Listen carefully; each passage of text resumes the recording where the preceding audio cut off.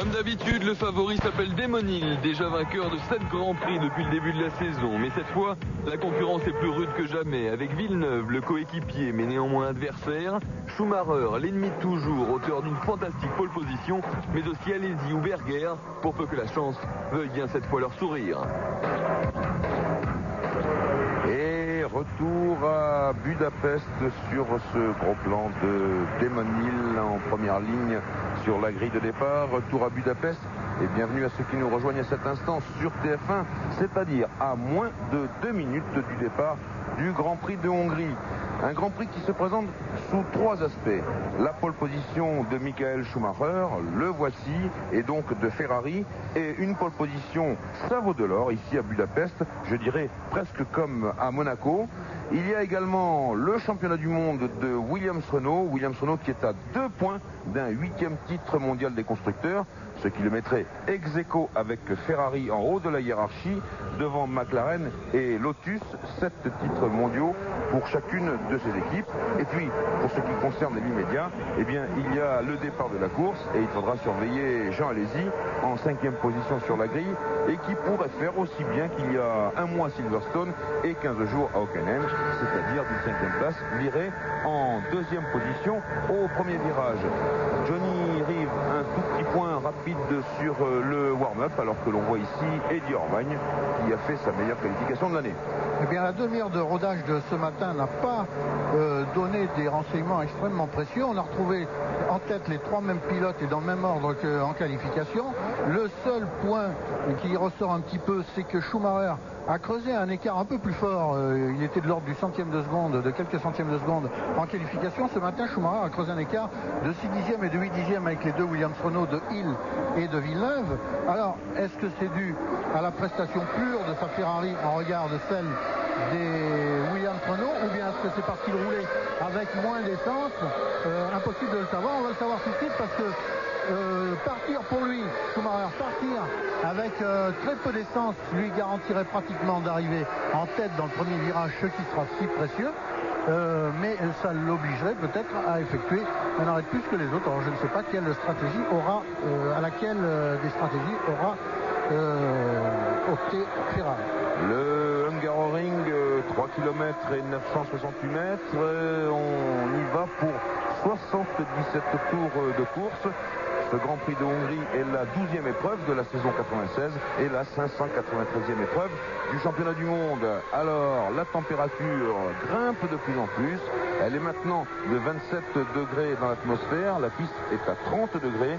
L'humidité 10% seulement, ce qui n'est pas beaucoup. Ça veut dire qu'il fait sec, très sec, et que par conséquent, les hommes et les machines vont souffrir. Alors, on a vu Schumacher prendre un départ du tour de formation, genre départ de Grand Prix, et ça c'est pour bien nettoyer une dernière fois son emplacement de départ, afin naturellement de pouvoir tout à l'heure mettre toute la gomme pour arracher la meilleure place, je veux dire, à l'entrée du premier virage. Démonil, comme Pierre Van Dijk l'a souligné, eh bien Démonil, lui, il est du mauvais côté de la piste.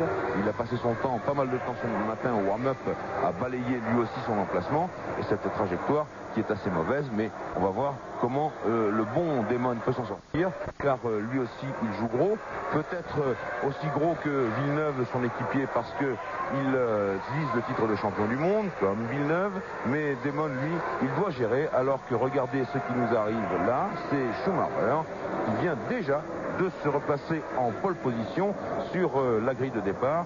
Ici le dernier virage de ce Hungaroring avec l'entrée des stands, une courbe qui commande le petit bout de ligne droite. Vous voyez que tout le monde part à gauche, c'est la trajectoire, pour rejoindre au tout dernier moment son emplacement. Et il y a 20 voitures qualifiées, puisque pour la première fois de la saison, Lavaggi s'est qualifié. Il a pris le volant, lui, à Hockenheim il y a 15 jours. Une caméra embarquée située dans l'arrière de la Ferrari de Schumacher. Vous vous rappelez de la procédure de départ. Les feux passent tous rouges et s'éteignent. Et c'est là que se joue en partie le Grand Prix de Hongrie avec Villeneuve qui a déjà dépassé des Monil. Irvine qui essaye, allez-y aussi, attention à l'extérieur. Allez-y, était à l'extrême limite de la piste. Oui, absolument, bien passé. Villeneuve l'a précédé, mais il est troisième. Eh bien, c'est pas mal. Gros nuage de poussière. Vous avez vu qu'on ne vous a pas raconté d'histoire. Cette piste est absolument dramatique. Elle ne sert qu'une fois dans l'année. À l'extérieur, c'est large, très large aussi. Attention, il y en a un dehors. Et il y en a un dehors. Tête à queue, Il y a tête à queue. Bien sûr, puisqu'on ne peut absolument pas emprunter l'autre côté de la trajectoire. Cette petite touchette, ce tutoiement risque de faire des dégâts dans les colonnes de direction. Attention, Schumacher, prudent, il faut bien le dire. Il n'envoie pas la sauce comme il a l'habitude de le faire sur un premier tour, mais il a raison, pas d'écart possible. Et surtout, ne pas trop endommager les pneus, alors que c'est une Tyrrell Yamaha. C'est Mika Salo. On revoit qui est allé au l'action. large. Le voici à l'extérieur. C'est Diniz qui est en tête à queue sur la Ligier. Minardi le contourne par l'extérieur. Elle le touche légèrement. Elle revient sur la piste. Ah, c'était tendu. Voilà. Diniz qui se remet un peu trop d'ailleurs en tête à queue pour repartir. Et les pilotes arrivent maintenant vers l'avant-dernier virage. Voilà, l'entrée descend ici. Schumacher en tête par conséquent dans ce Grand Prix d'Hongrie avec déjà pas mal d'avance. Villeneuve en deuxième position. Ils ont creusé déjà un léger écart. Schumacher et Villeneuve dans cette ordre. Jean Alesi troisième qui surveille Desmonil dans son rétroviseur. Irvine derrière. Et puis Berger naturellement, ainsi que les McLaren Mercedes. Tout de suite donc l'écart entre Schumacher et Villeneuve d'un côté, alors que notre computer nous indique que Villeneuve en première place, mais c'est une erreur. Ça veut dire que Schumacher, eh bien sa cellule de chronométrage ne s'est pas déclenchée. Il faut maintenant courir du côté de la cellule de secours. Et par conséquent, on a toujours donc Schumacher en tête, devant Villeneuve, Alesi et Hill et Berger. Un écart qui nous renseigne peut-être déjà, Johnny, sur la stratégie. Les deux garçons qui sont devant ont l'air d'avoir moins d'essence que les autres. C'est-à-dire que comme Jean Alesi a réussi à prendre la Diniz qui entre au stand après son tête à queue et sa légère touchette avec il a la roue arrière gauche qui est ouverte. Un petit peu ouvert. Donc c'est l'abandon pour la Ligier. Comme Desmonil s'est fait devancer, ce n'est pas une très grande surprise, par Jean Alesi au départ, du fait qu'il était mal placé sur le côté poussiéreux de la piste. Jean Alesi en a profité des troisièmes. Et comme les Benetton, on l'a vu depuis le début des essais, les Benetton ne peuvent pas suivre le rythme des premiers. Peut-être a-t-il Jean Alesi autant d'essence et pas plus que les premiers, mais il n'arrive pas à suivre leur rythme et de ce fait il joue involontairement le jeu de Schumacher et de Villeneuve qui prennent de l'avance sur le Desmonil. Alors en tête Schumacher, devant Villeneuve, 3 Alesi, 4 Hill, 5 Irvine, 6 Berger, 7 Hakkinen, 8 Herbert, 9 Coulthard, 10 Barrichello, 11 Frentzen, 12 Brundle, 13 Katayama, 14 Panis, 15 Verstappen, 16 Rosset, 17 Lavaggi, 18 Lamy et 19 Diniz. Et voilà Mika Salo, lui que vous avez vu tout à l'heure en déconfiture, poussé trop large dans la poussière. Et ici c'est inégal et on a entreaperçu la Ligier de Diniz. Et bien que l'on rentre au stand, le train arrière avait manifestement souffert. Il n'y a donc plus que 18 voitures en course. Et oui, ça fait pas beaucoup, mais attention, ici, Johnny, il y a le sprint naturellement, puisque c'est l'essence même du Grand Prix, mais il y a aussi l'endurance. L'endurance, une course pour laquelle est parti Jean Alesi, il l'a dit tout à l'heure, sa voiture n'étant pas assez performante pour suivre le rythme des plus rapides, eh bien, il va tenter de rallier l'arrivée en faisant une course la plus rapide possible, mais en même temps prudente, si ces deux termes ne sont pas incompatibles. Et il ne court pas vainement et en prenant tous les risques après Schumacher et Villeneuve qui sont hors de sa portée. Il mène son rythme, il conduit la Benetton Renault à ses limites et pour l'instant, ma foi, si tout reste en l'état, mais ce ne sera certainement pas le cas parce qu'il reste tant à faire, pour l'instant, il peut encore voir le podium. Mais il y a tant à rouler encore que beaucoup de choses vont se produire d'ici à l'arrivée de ce Grand Prix qui se produira 1h45 à peu près.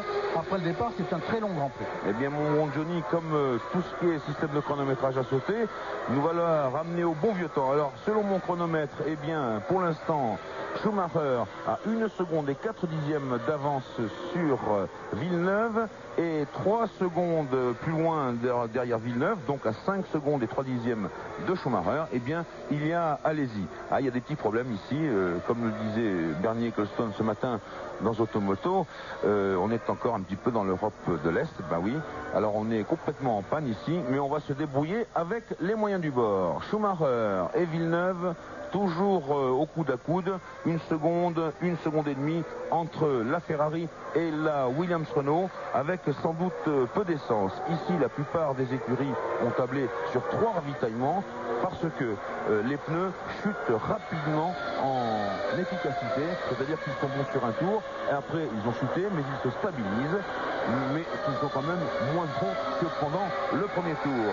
Cependant, si les pneus ne tiennent pas le coup, il faut quand même penser qu'ici en Hongrie, il est très difficile de dépasser et qu'avant de faire 3 arrêts ravitaillement et donc se relancer dans le peloton, repasser tous les retardataires, eh bien ça fait beaucoup de travail et on va y calculer à 2 fois pour 2 ou 3 ravitaillements. Un Schumacher, 2 Villeneuve, 3 Alesi, 4 Hill, 5 Irvine, 6 Berger. C'est l'ordre du groupe de tête pour l'instant. Et Irvine qui, quoique placé devant Berger, n'arrive pas à suivre l'autre Benetton. Alesi et Demon ont creusé un léger écart sur la Ferrari de Irvine, c'est-à-dire qu'on trouve 3 duos successifs, c'est-à-dire donc Schumacher, Villeneuve, puis Jean Alesi, Demon, puis Irvine, Berger. Et derrière cela s'échelonne, il n'y a pas de groupe. On espérait une course un petit peu serrée au cours des premiers tours de course, mais le peloton s'est rapidement échelonné.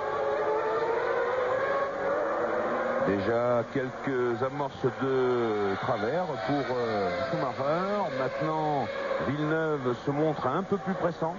Il a recollé au train de la Ferrari, alors que il, lui, est toujours coincé en sandwich entre la Benetton Renault d'Alesi et la deuxième Ferrari, celle d'Eddie Irvine. Et bien entendu, toujours pas de chronométrage. Ici, non, vous voyez, ça disparaît tout de suite, parce que tout cela est erroné. Il y a de la poussière dans les ordinateurs du chronométrage ici, et donc on va attendre un petit peu plus tard pour vous donner les vrais écarts qui sont manifestes sur ce Grand Prix de Hongrie.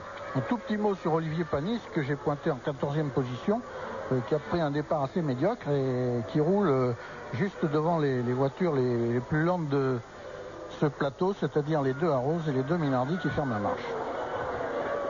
Schumacher toujours très large sur la bordure ici, mais vous voyez que Villeneuve fait pareil. Villeneuve ici, hier en qualification, il a failli partir en tête à queue, il a rattrapé cela de main de maître, mais c'était juste. Allez, on va prendre les écarts sur la ligne de chronométrage. Top pour Schumacher, top pour Villeneuve, et oui, il n'y a plus que 9 dixièmes d'écart entre la Ferrari et la Williams Renault de tête. Plus loin, la Benetton Renault, toujours talonnée par la Williams Renault de Damon Hill. Et le groupe de chasse, voici, c'est Irvine devant Berger, la McLaren Mercedes, je crois que c'est celle de Hakkinen, si j'ai bien vu. Oui, Hakkinen, elle est alors qu'il y a une sortie de piste d'une Jordan Peugeot et ça vole de tous les côtés. Ça n'a pas pardonné la montée sur le vibreur. Donc c'en est fini de Martin Brundle a priori. Cela s'est produit dans la courbe que certains surnomment le seul virage du Hungaroring, ce qui signifie le seul virage vraiment difficile, posant un problème de pilotage à haute vitesse de ce circuit qui est essentiellement constitué de virages assez lents, qui n'en sont pas faciles pour autant, mais enfin qui sont moins dangereux. On a vu que là, la Jordan a rebondi dans la zone gravillonnée et qu'elle aurait pu aussi bien se retourner, mais heureusement, ça n'a pas été le cas. Alors Villeneuve cravache son meilleur tour en course, 1:21.081. Et ici c'est la Jordan Peugeot de Martin Brundle. Vous voyez que tout de suite, on a commencé à voir sur le Hungaroring ces traces de gomme qui disent bien combien les pneus souffrent ici sur ce circuit très abrasif, à la fois très poussiéreux. Dans cette courbe, également très délicat, c'est un passage entre deux collines. Il y a des rafales de vent possibles et des rafales de vent qui amènent de la poussière. Comme dirait Jean Lévy, on croirait qu'on est au bord de la mer ici. Alors c'est gênant parce que souvent, eh bien, vous avez trouvé une adhérence avec une adhérence lambda avec la voiture. Et puis hop, le tour d'après, grosse surprise, il y a du sable et vous partez en travers. Villeneuve, allez-y, 7 secondes et 5 dixièmes.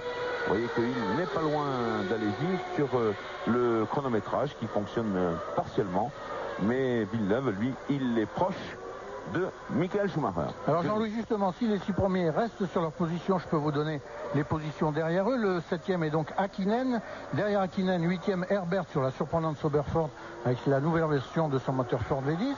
9e Coulthard, qui est donc séparé de son équipe Häkkinen par Herbert. 10e Barrichello sur la seule Jordan Peugeot restant en course.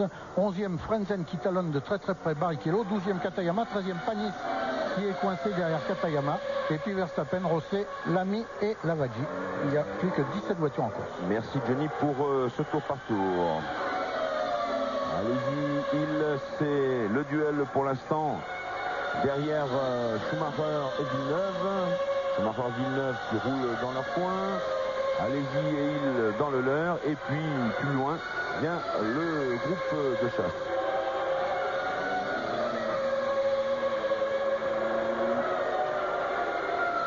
On voit que Demonil est tout près de Jean Alesi, mais il ne peut pas faire mine de s'approcher de la Benetton au point de l'attaquer au freinage. Il en est quand même distancé de 2 ou 3 longueurs, c'est trop pour revenir sur des freinages qui sont d'ailleurs très brefs, car les lignes droites étant très courtes, les vitesses atteintes ne sont pas très élevées et les voitures ralentissent sur des zones de freinage très très courtes. Et puis Johnny passait, mais de quel côté? Sur ce tourniquet de Budapest très très très difficile.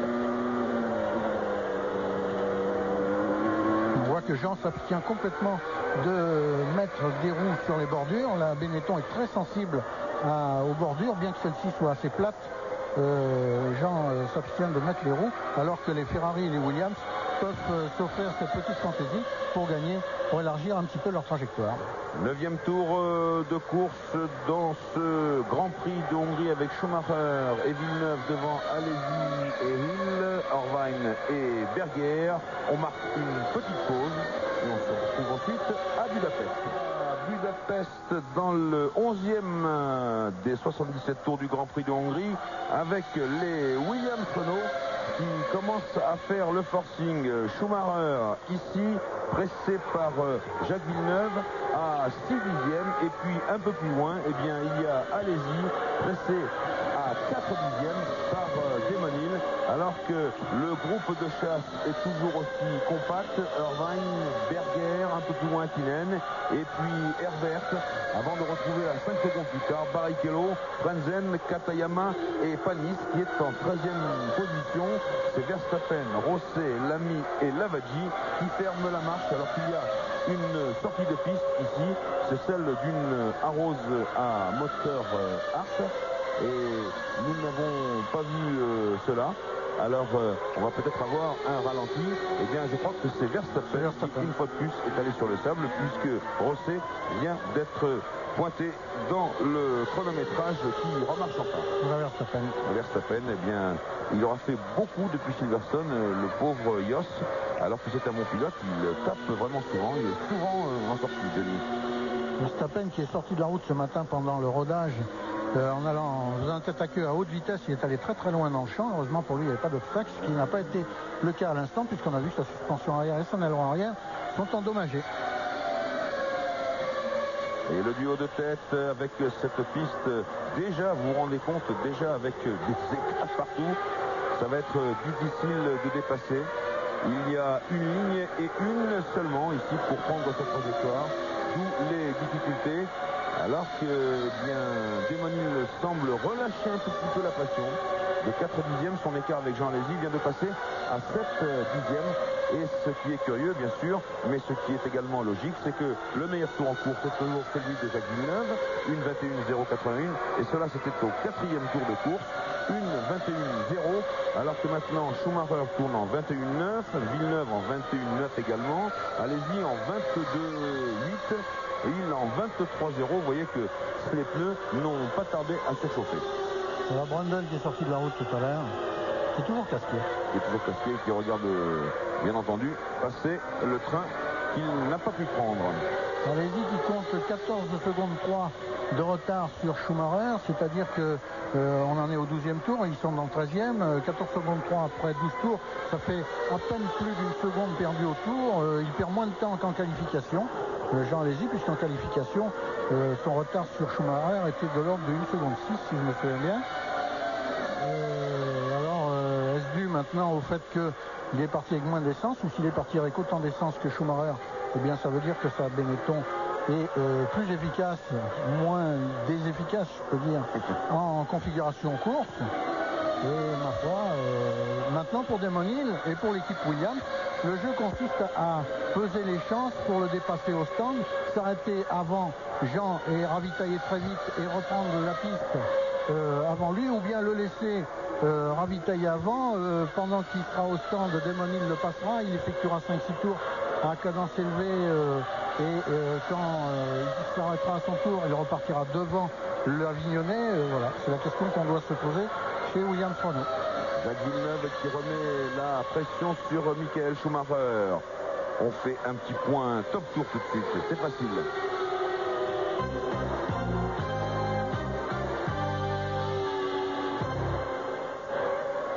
Pour jouer 36-15, code de TF1. Alors Johnny, ce qu'on peut aussi répertorier selon le chronométrage, c'est qu'il y a une catégorie de pilotes qui tournent en 1.21.5, 1.21.4, c'est Schumacher et c'est Villeneuve.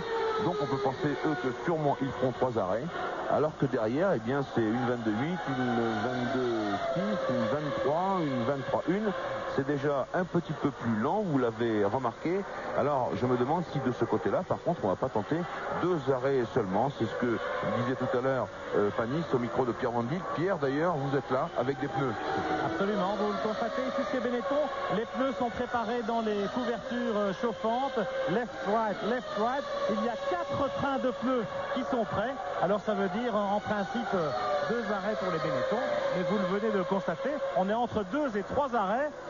Des pneus neufs ont été préservés tout au long des essais par les écuries et on sera fixé assez rapidement sur ceux qui vont anticiper leur stratégie avec peut-être 3 arrêts tout au long de ce Grand Prix de Hongrie. À propos des arrêts, eh bien voilà, peut-être que chez Sauber on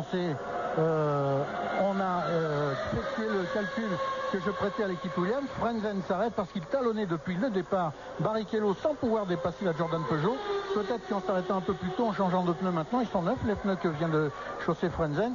Eh bien on se dit chez Sauber, le temps que Frenzen ne perd pas dans le sillage de Barrichello va peut-être se retrouver lorsque le Brésilien effectuera son ravitaillement.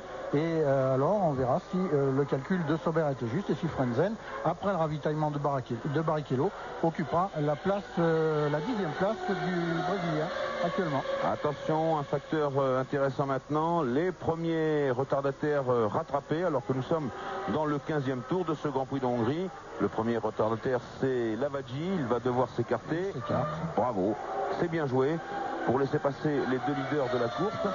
L'autre information, Johnny, eh bien, elle nous vient du warm-up ce matin où je crois que l'équipe Williams Renault a procédé à pas moins de 15 essais de changement de pneus et de ravitaillement. C'est-à-dire qu'ils voulaient vraiment s'entraîner pour cet après-midi. Vous voyez que tout de suite, il y a eu un petit écart creusé, supplémentaire, au détriment de Villeneuve, mais qui revient tout de suite pratiquement dans le sillage de Schumacher. Les 2 hommes toujours sur les bordures, mais ici, de ce côté-là, c'est facile. Ici, c'est l'avant-dernier virage, avec bientôt, vous allez voir se profiler entre les centres, tandis que le classement défile sous vos yeux. Donc difficile pour Williams de ne pas réussir ses ravitaillements, et c'est là que va se tenir toute la stratégie entre ces 2 équipes. Ferrari devant, Williams Renault derrière. Williams Renault qui doit, rappelons-le, assurer 2 points et 2 seulement pour acquérir un 8e titre mondial des constructeurs de Formule 1. qu'il apparaît au vu de ces images, c'est que des petites gouttelettes d'eau qui s'échappent de la Ferrari s'écrasent sur l'objectif que porte la Williams de Villeneuve.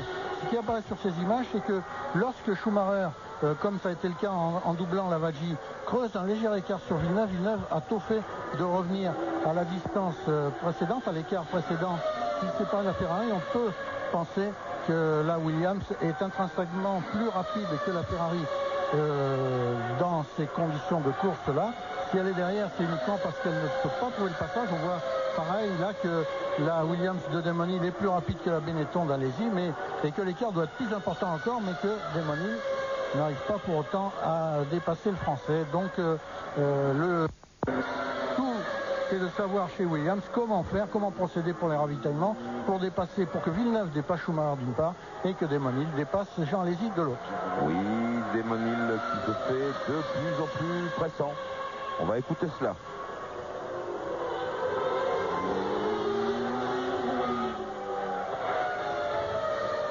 Voilà, c'était court. Demonil toujours à l'affût de la moindre erreur d'Alesi. Mais la difficulté ici, toute la difficulté, c'est de pouvoir dépasser. Jean Alesi est un garçon extrêmement correct. Il ne fera aucune obstruction. Mais simplement, il n'y a pas d'endroit pour tenter une manœuvre qui serait quasiment suicidaire ici, parce que l'accrochage est sans doute à la clé d'une tentative. Alors il essaye de sortir très tôt. Voilà. Il faudrait que Demonil sorte immédiatement dans le sillage de Jean Alesi pour bien se faire aspirer par la Benetton, dans l'espoir de se porter à sa hauteur, ce qu'il ferait par la droite de la piste, c'est-à-dire à gauche de notre écran. On voit que là, la piste est très souillée, de débris, de gomme ou de poussière ou de gravillon, et il serait en grande difficulté. Même s'il venait à hauteur de Jean Alesi, il sera en grande difficulté pour le dépasser dans cette zone de freinage qui est maculée. Johnny Herbert également. Johnny Herbert dans les stands de Sauber. Chez Sauber, on a visiblement décidé de faire 3 arrêts dans ce Grand Prix des Sauber qui était assez compétitif en qualification, on l'a remarqué. Et Herbert qui repart comme Frentzen tout à l'heure. On verra si cette tactique audacieuse sera payante. En tout cas, ils sont partis dans le même laps de temps. 6 secondes 5 pour Frentzen, 6 secondes 6 pour son équipier Herbert. Schumacher, Villeneuve, Alesi, Hill qui sont de nouveau au coude à coude.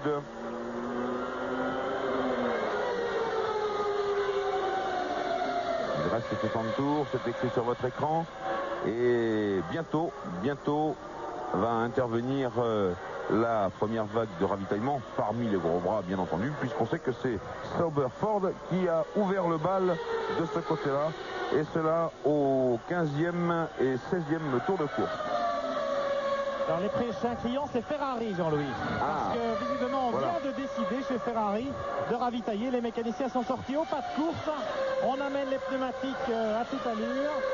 Alors comme nous le disait Jean Todt tout à l'heure sur la grille de départ, eh bien parfois on s'adapte en fonction du déroulement de la course et de la position des concurrents. Et c'est peut-être Schumacher qui va s'arrêter, qui sait. Qui sait, oui. Peut-être qu'il serait plus prudent de faire arrêter Irvine, qui est en 6e position, déjà un petit peu distancé par Berger, de 5 secondes exactement, pour voir l'état des pneus. Mais c'est vrai aussi que Schumacher joue gros, il joue pour l'instant la première place, et peut-être vaut mieux-il patienter. Beau duel toujours entre Alesi et Hill, et cela entre la 3e et la 4e position de ce Grand Prix de Hongrie. On s'adapte au niveau stratégique sur la stratégie de ses adversaires, à condition d'être parti avec suffisamment d'essence pour cela. Parce que celui qui ferait le parti, voilà Schumacher qui rentre. Et voilà, bien vite. Jacques Villeneuve vient de débouler à toute allure dans la ligne droite. Schumacher rentre au petit train comme il se doit, en respectant la limitation électroniquement programmée d'ailleurs sur la Ferrari. Dans le pit lane, ravitaillement, changement de pneu pour Michael Schumacher qui repart. 7 secondes 9, un petit peu plus d'essence que les Sauber Ford. C'est important pour la suite des événements, et Schumacher repart derrière Berger et devant Irvine. Et devant Irvine, Berger qui se rapprochait tout doucement, mais inéluctablement de Demonil et donc de Jean Alesi. Alors donc, le premier acte de ce Grand Prix de Hongrie vient de se dérouler sous vos yeux avec Schumacher qui a ravitaillé alors qu'il était en tête de la course. Et c'est par conséquent maintenant Jacques Villeneuve, débarrassé de Schumacher, qui va faire le forcing. On va voir si le petit Villeneuve est capable d'accroître sa cadence, autant que faire se peut du côté de ses pneus naturellement, et pouvoir rentrer tout à l'heure au stand avec une avance suffisante et repartir devant Schumacher. Alors, un petit paradoxe, c'est que Schumacher, qui s'est arrêté pendant 7 secondes 9 pour son ravitaillement, a passé dans la voie des stands 27 secondes, tandis que les Sauber, qui s'étaient arrêtés autour de 6 secondes et demie, c'est-à-dire 1 seconde et demie de moins que Schumacher, ont perdu 29 et 30 secondes dans la voie des stands.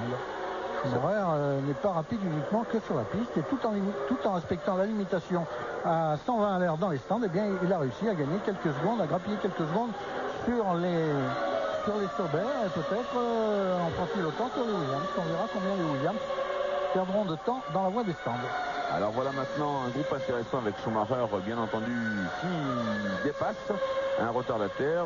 Schumacher qui est pratiquement dans la roue de Gerhard Berger. Attention, ça peut être tangent parce que Schumacher, il va vouloir passer, mais ça c'est trop juste. Il a des pneus 9. Il a des pneus 9, oui, complètement. Donc beaucoup plus efficaces que ceux de Gerhard Berger. Mais Berger, on sait, c'est un drôle de client.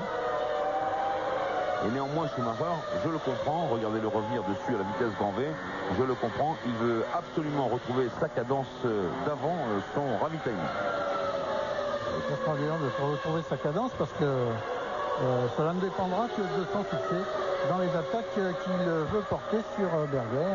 Alors il va essayer, Johnny, de sortir extrêmement proche pour prendre l'aspiration de Berger, extrêmement proche dans la courbe. Voilà, alors Villeneuve est au stand. Villeneuve dans les stands. Chez Williams, on s'est peut-être aligné sur la stratégie de Ferrari. En tout cas, Villeneuve a ravitaillé tout de suite après l'arrêt de Schumacher et il repart très vite. 7 secondes 8, il y a un dixième d'écart entre les deux arrêts. Johnny, vous surveillez le chronomètre pour savoir combien de temps Villeneuve a passé dans les stands. Il va ressortir derrière Demonil et devant Berger et devant Schumacher. Par conséquent, le pari pour l'instant est réussi du côté des Williams-Renault. Et Schumacher, toujours pressant sur Berger, eh bien, n'arrive pas à le dépasser. Et oui, Villeneuve a perdu 3 secondes dans la voie des stands sur Schumacher, mais Schumacher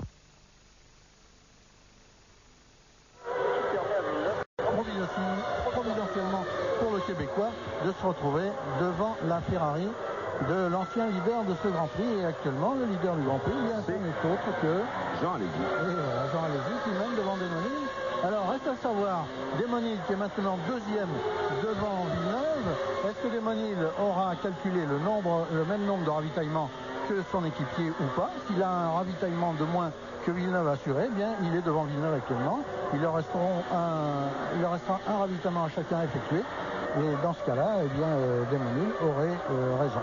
Et oui, et ce Grand Prix de Hongrie, sur ce circuit de Budapest qui n'est pas très intéressant, eh bien, donne toujours des courses intéressantes à suivre, elles, parce que c'est très, très curieux cette stratégie. Il va falloir, rien ne sera jamais sûr jusqu'au bout.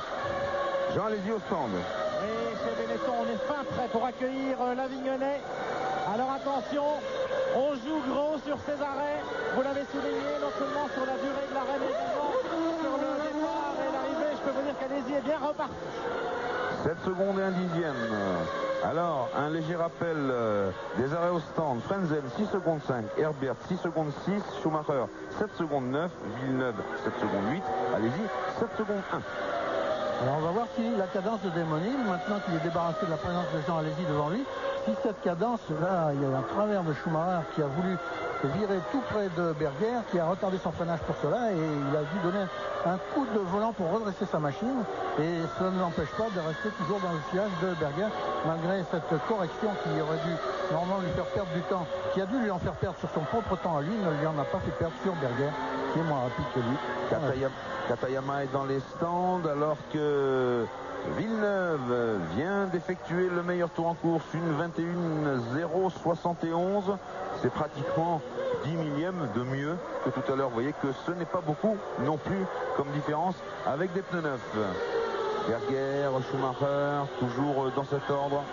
Katayama dans les stands, vous avez dit Jean-Louis, ben voilà qui a dû faire plaisir à Panis qui depuis le départ roulait dans le siège de la Tyrrell. Il était 13e, Panis il est maintenant 11e et c'est toujours pas arrêté. Oui, mais ça c'est un peu le Grand Prix des faux semblants parce que Panis il va devoir s'arrêter lui aussi. Voilà toute la difficulté. Peut-être une fois de moins que Katayama. Et oui, c'est là qu'il va falloir cravacher. Alors est-ce qu'on a les bons pneus pour le faire à cet instant-là? Démonil.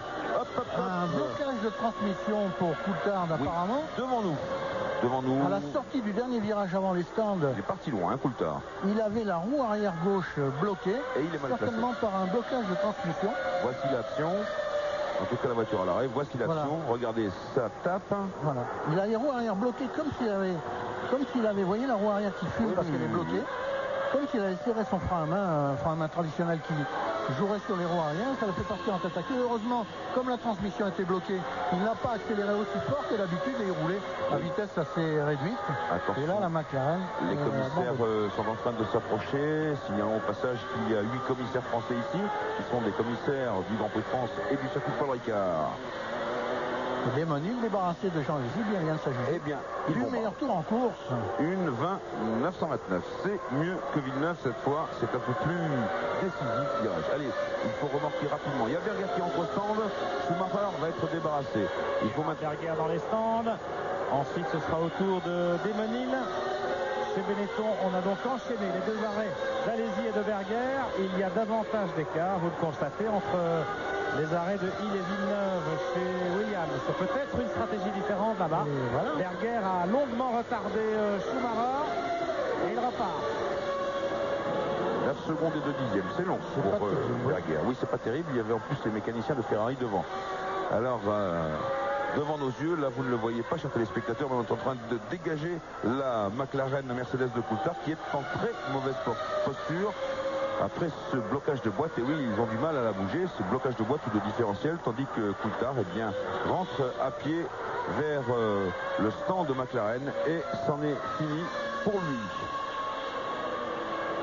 Alors il est toujours en tête, alors que Barrichello, 8 secondes 3, était au stand. Barrichello qui va donc se retrouver devant Katayama, on l'espère. Et là, c'est Démonil qui rattrape justement Ukyo. Démonil, attention, Démonil ou Villeneuve? Démonil. C'est Démonil. Qu'est-ce qui se passe? Le seul parmi les hommes de tête le vrai, pas encore ravitaillé. Le bon pour lui. Voilà. Le bon ravitaillement. Arrivé chez Williams à l'allure réduite comme il se doit. Et top. Alors Villeneuve tout à l'heure avait bien ravitaillé, bien réussi son coup puisqu'il était reparti devant Schumacher. Qu'en est-il pour Démonil par rapport à Jean Alesi? Réponse dans un instant à la sortie des stands. Alors que Irvine également s'est arrêté par la même occasion. Ah, il ressort. Juste derrière. J'ai eu un peu peur parce que c'était très chaud. Il a dû être tenté Démon de le faire. Il a dû être tenté alors qu'on remarque toujours la McLaren de Coulthard, toujours en très mauvaise posture. Allez, il faut me sortir cette voiture de là. Elle est très mal placée et c'était dépanneuse également. Alors que ils sont embarrassés les dépanneurs parce que la voiture est bloquée, le train arrière est bloqué pour la faire rouler. L'ami vient de stopper, Johnny. L'ami vient de stopper au stand et d'abandonner. C'est terminé pour la Minardi Ford du petit portugais. Ce qui ne laisse plus que 14 voitures en course. Un ralenti qui nous montre Rosset. Qui bloque les roues. Qui bloque les roues avant, les roues arrière poussent. C'est arrivé à Verstappen en essai. Est-ce que c'est un petit blocage d'accélérateur au même endroit d'ailleurs? Il a peut-être été victime d'une petite faute d'inattention. Il a regardé dans son rétroviseur pour voir qui arrivait et le point de freinage était dépassé. En Formule 1, la marge d'erreur elle est de 1 mètre et pas un de plus. Avant c'est trop tôt et après c'est trop tard. Barrichello qui passe au ras du capot avant. Et là c'est son compatriote Barrichello qui a failli faire les frais de l'opération. Villeneuve en tête devant Schumacher. Hakkinen, Alesi 4e, Hill 5e, Irvine 6e. Hakkinen stop à son tour. Hakkinen en 3e position. 8 secondes, toute ronde. c'est dans les canons actuels des ravitaillements. Et Hakkinen repart, et par conséquent Villeneuve, Schumacher, Alesi, Hill et Berger. Une petite pause et on se retrouve dans quelques instants ici à Budapest pour la suite du Grand Prix de Hongrie. À Budapest dans le 29e tour du Grand Prix de Hongrie qui en compte 77 avec le pressing. Là c'est la Vadji qui est au stand de Minardi pour ravitailler. Le pressing de Damon Hill toujours en 4e position. Derrière Jean Alesi 3e et Jean Alesi a des difficultés avec ses freins à l'arrière. C'est la partie la plus pointue de la Benetton Renault, celle qui le gêne le plus. Jean fait tout ce qu'il peut pour résister naturellement au pressing de Damon Hill, mais la Benetton paraît un petit peu nerveuse à conduire du côté des freins. Johnny, ce n'est toujours pas bien au point cela, Jean Alesi nous l'a signalé, un petit peu délicat par conséquent. Vous voyez que cette fois la Williams Renault est soudée à l'arrière de la Benetton Renault, tandis que devant, eh bien, Villeneuve caracole en tête devant Schumacher, et il y a 9 secondes et demie d'écart. Voilà, c'est inscrit sur votre écran entre Villeneuve et Schumacher. Il essaye Damon. Il a essayé déjà de se passer, mais c'était un petit peu tôt. C'est un freinage difficile. Tout à l'heure, oui, Jean a eu des difficultés. Et là, on voit que le train arrière de la Benetton est assez instable, ce qui permet à Damon Hill de le suivre de très très près. Il pourra peut-être trouver une ouverture là tout à l'heure, Damon Hill, si Jean ne réussit pas à maîtriser sa voiture avec autant de précision qu'il vient de le faire maintenant. Ce sera une bonne occasion pour Damon Hill de déboîter entre les deux virages et d'essayer de se porter à hauteur de Jean avant que celui-ci ne se rabatte dans le gauche qui suit le droite qui clôt la ligne droite des stands. Et voilà l'arrêt de Panis. Panis est le dernier ravitaillé. Et oui, tardif pour la Ligier, comme prévu. Comme prévu, il nous l'avait dit. Mais il devra quand même s'arrêter 2 fois. S'il en manque pas l'usure des pneus et les capacités d'essence. On essaye de chronométrer. Panis, il est reparti après environ 7 secondes de ravitaillement. Mais là, bien sûr, on n'a pas quitté Jean Alesi et Damon Hill. Jean Alesi, vous voyez, avec la Benetton qui a beaucoup de difficultés. Le problème, c'est qu'il y a une répartition de freinage pour mettre un peu plus de prépondérance à l'avant ou à l'arrière. Mais sur cette Benetton, elle est déjà calée complètement vers l'avant et Jean n'arrive pas à s'en sortir. C'est ce point-là qui le tracasse depuis le début de la saison, depuis plusieurs Grands Prix en tout cas. Alors attention, là, il peut saisir l'aspiration des deux en même temps. Non, c'est pas possible. Il tente le coup, il pour 1, c'est Rosset. Mais Jean est à l'extérieur, et voilà, il passe. Oui, c'est passé juste. Alors Jean, que s'est-il passé? Il a les mêmes difficultés que d'habitude, mais comme il a dépassé Rosset du côté droit de la piste, il a maculé un petit peu ses pneus. Il n'avait pas vraiment la même adhérence que d'habitude. Il aurait dû, c'est facile à dire, freiner peut-être 5 ou 10 mètres avant son repère habituel. Il a été projeté à l'extérieur, on le voit ici, complètement à l'extérieur. Ça me rappelle un duel dans ce même virage entre Senna et Piquet il y a une dizaine d'années. Et Damon Hill en profite, il plonge à l'intérieur et le voici devant la Benetton. Il va pouvoir se lancer à la poursuite des premiers. Damon Hill est le 3e, mais loin des leaders, puisqu'il est à plus de 30 secondes de Jacques Villeneuve, lequel Villeneuve d'ailleurs creuse l'écart sur Schumacher. Il y a maintenant 10 secondes d'écart à l'avantage du Québécois. On regarde ça depuis le poste de pilotage de Damon. Voilà, on voit que Jean est à l'extérieur. Il bloque un petit peu une roue parce que à l'extérieur il y a de la poussière sur la piste, il y a moins d'adhérence, une roue se bloque. Jean-Louis, un petit mot avec David Coulthard. David, what happened? So all of a sudden at the exit of the last corner. David, qu'est-ce qui est arrivé? C'était soudainement. I think it must have been the gearbox of seeds because there was no smoke from the engine. C'est l'explication. I know you were on a very particular strategy, thanks to Alain Prost, maybe? Yeah, we went for one stop, and Alain obviously was the master of doing less tyre stops when he was racing, and it was working well because I was only 7 seconds behind Mika. He was doing 2 stops, so that meant that I would save 30 seconds in the pit stop, so I was in very good shape. But we had the failure, so that's racing. Too bad. Thanks, David. Eh bien, donc Coulthard vous a expliqué que c'est la boîte de vitesse déjà en premier qui a cédé, en tout cas, donc il s'est violemment bloqué. Et ensuite, il a parlé des ravitaillements. Voilà. Et il avait dit que... Attention, Irvine. On regarde Coulthard. C'est peut-être le moteur, c'est peut-être la boîte. Sur la caméra HF de Jean-Luc Villemont. Et pendant ce temps-là, eh bien, Irvine était en train d'abandonner. Alors, est-ce comme à Hockenheim il y a 15 jours?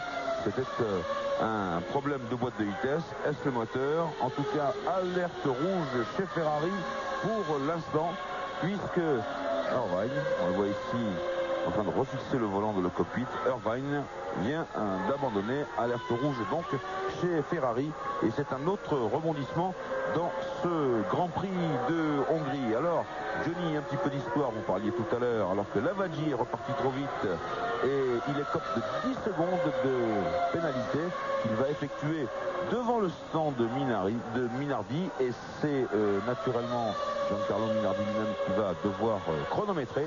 C'est le nouveau règlement.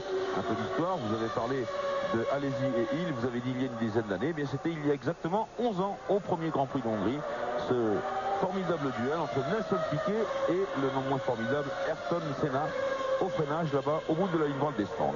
Alors un petit éclairage donc sur la stratégie conseillée par Alain Prost à Coulthard. Coulthard se félicitait d'avoir suivi le conseil d'Alain. Alain qui lui a dit ici il faut que tu mettes le plus d'essence possible et que tu n'observes qu'un seul ravitaillement.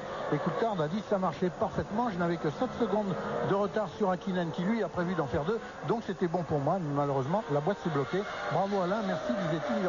Il n'en venait pas que Alain soit encore aussi pointu dans des choix aussi délicats à opérer. Deuxième arrêt pour Frentzen avec la Sauber, un vrai ravitaillement très rapide, vous l'avez vu, 6 secondes 6, alors qu'on attend Lavaggi chez Minardi, vous l'avez remarqué Jean-Louis. Je ne sais pas si c'est un lapsus, mais j'ai cru entendre que c'était Marc Minardi qui allait chronométrer 10 secondes. Oui, c'était un lapsus. C'est un ami personnel de Lavaggi. Voilà, bien sûr, un ami personnel de Lavaggi, et puis coaching manager de l'écurie Minardi, on est bien d'accord avec ça. Tandis que ici, eh bien, Schumacher lui navigue dans le peloton des retardataires, et nous on fait tout de suite un petit point top tour.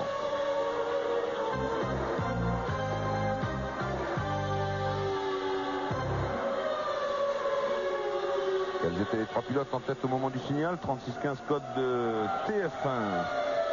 Et une jolie sortie de stand pour Frentzen sous le nez de son ami Schumacher.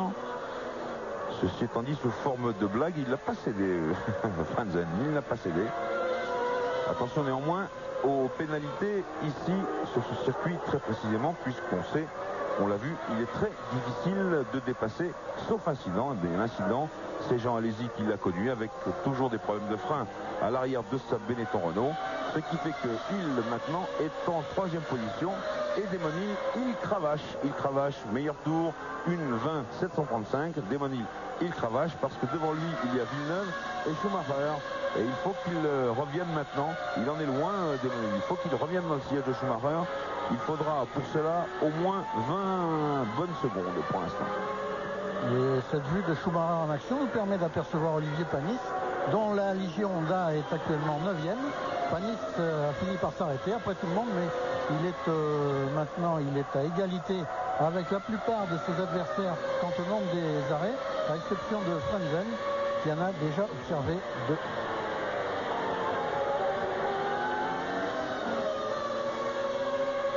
Et un nouveau meilleur tour pour Damon Hill. Il a irrémédiablement dépassé ce Schumacher, la Légion Honda qui s'est écartée impeccablement, et par conséquent Damon Hill, encore un nouveau meilleur tour en course. Il a le champ libre devant lui, et Damon Hill, et ça facilite les choses ici sur Hungaroring. Une 20-581, meilleur tour en course, moyenne 177,2 km/h. Damon Hill qui en 4 tours a creusé un écart de 8 secondes 9, presque 9 secondes avec Jean Alesi. Alesi qui se maintient bien en 4e position malgré ses problèmes d'instabilité devant Berger. Alesi a 7 secondes et demie d'avance sur Berger, 4e et 5e, les deux Benetton Renault. Schumacher en 2e position sur la seule Ferrari rescapée, puisque Irvine n'est plus de ce Grand Prix. Sur ennui de boîte de vitesse, si l'on peut en juger de loin. Et pour l'instant, il reste 13 voitures en course seulement sur les 20 qui ont pris le départ, alors que nous approchons de la mi-course. Irvine, Lamy, Coulthard, Verstappen, Brundle et Diniz ont abandonné.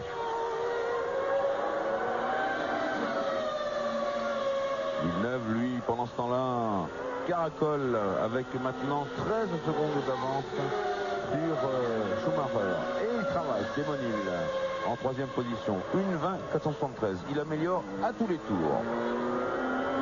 Mais il compte 15 secondes 9 de retard sur Schumacher. Ce sera. Oui, mais Johnny, il y a peu de temps, long. il y a peu de temps, il en avait 21. Ouais. Ça veut dire long que. de revenir quand même Oui, sur la bien Ferrari. sûr, bien sûr.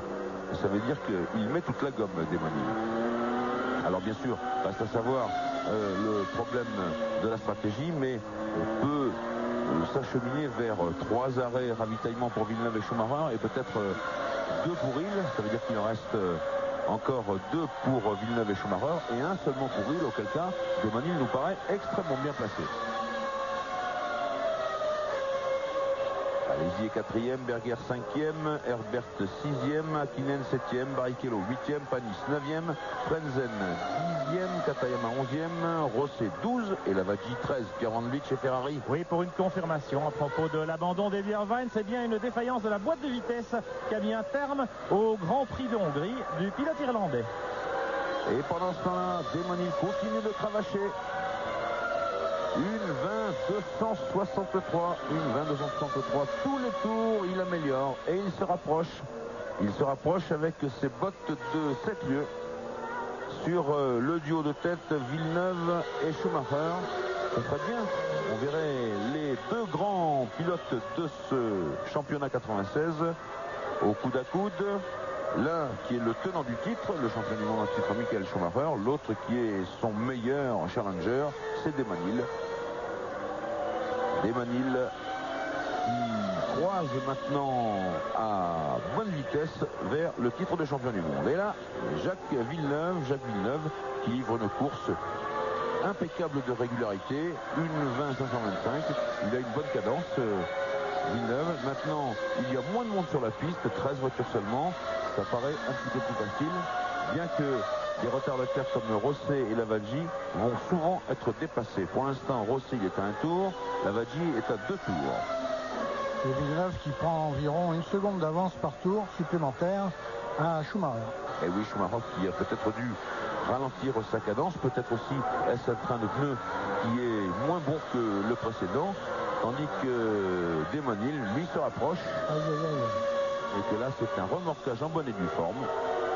De Johnny Herbert qui est occupé, je voulais justement signaler que Herbert confirmait la bonne prestation des Sauberford des qualifications en se hissant en 5e position devant Hakkinen, et voilà qu'on voit qu'il vient d'abandonner. Ici la partie très bosselée du circuit de Budapest. Là, l'entrée au stand, cette courbe qui est à peu près en 3e à 125-130 km/h. On réaccélère à fond 4, 5, 6 à peu près ici pour repasser à 275 environ avant ce freinage en 3e puisqu'il est l'équivalent exact de celui qui le précède, 125 à peu près. Ici c'est ce gauche un peu délicat car toujours très poussiéreux, en 2e également. Et à la sortie on met en 4e et voilà la longue ligne droite de Budapest à 265 en 6e et ce virage tout de suite 175 en 4e. Qui est très délicat, probablement la seule vraie courbe du circuit, comme disent les pilotes ici qui n'aiment pas le gain au ring.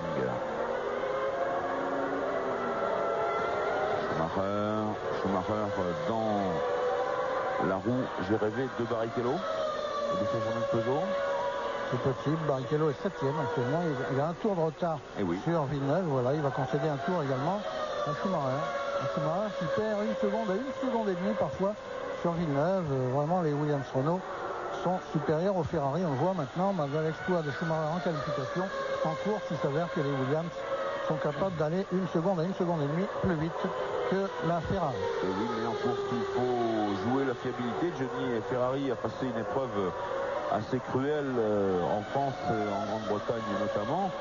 Donc il vaut mieux revenir à des critères et des niveaux plus bas pour ce qui concerne la course et la fiabilité. Attention Pierre Volvic. Oui, chez Ferrari effectivement on anticipe comme tout à l'heure le premier ravitaillement, c'est vrai également pour le second. Schumacher, vous avez vu, il monte sur les freins juste au passage de la ligne de l'entrée de la piste de décélération. Et voilà, les mécaniciens de la Scuderia sont prêts à l'accueillir. ce sera leur dernier petit boulot de l'après-midi, puisqu'Eddie Irvine a abandonné. En principe, Schumacher n'effectuera que 2 arrêts. 6 secondes et 9 dixièmes, c'est à peu près équivalent à ce qu'il y avait eu tout à l'heure.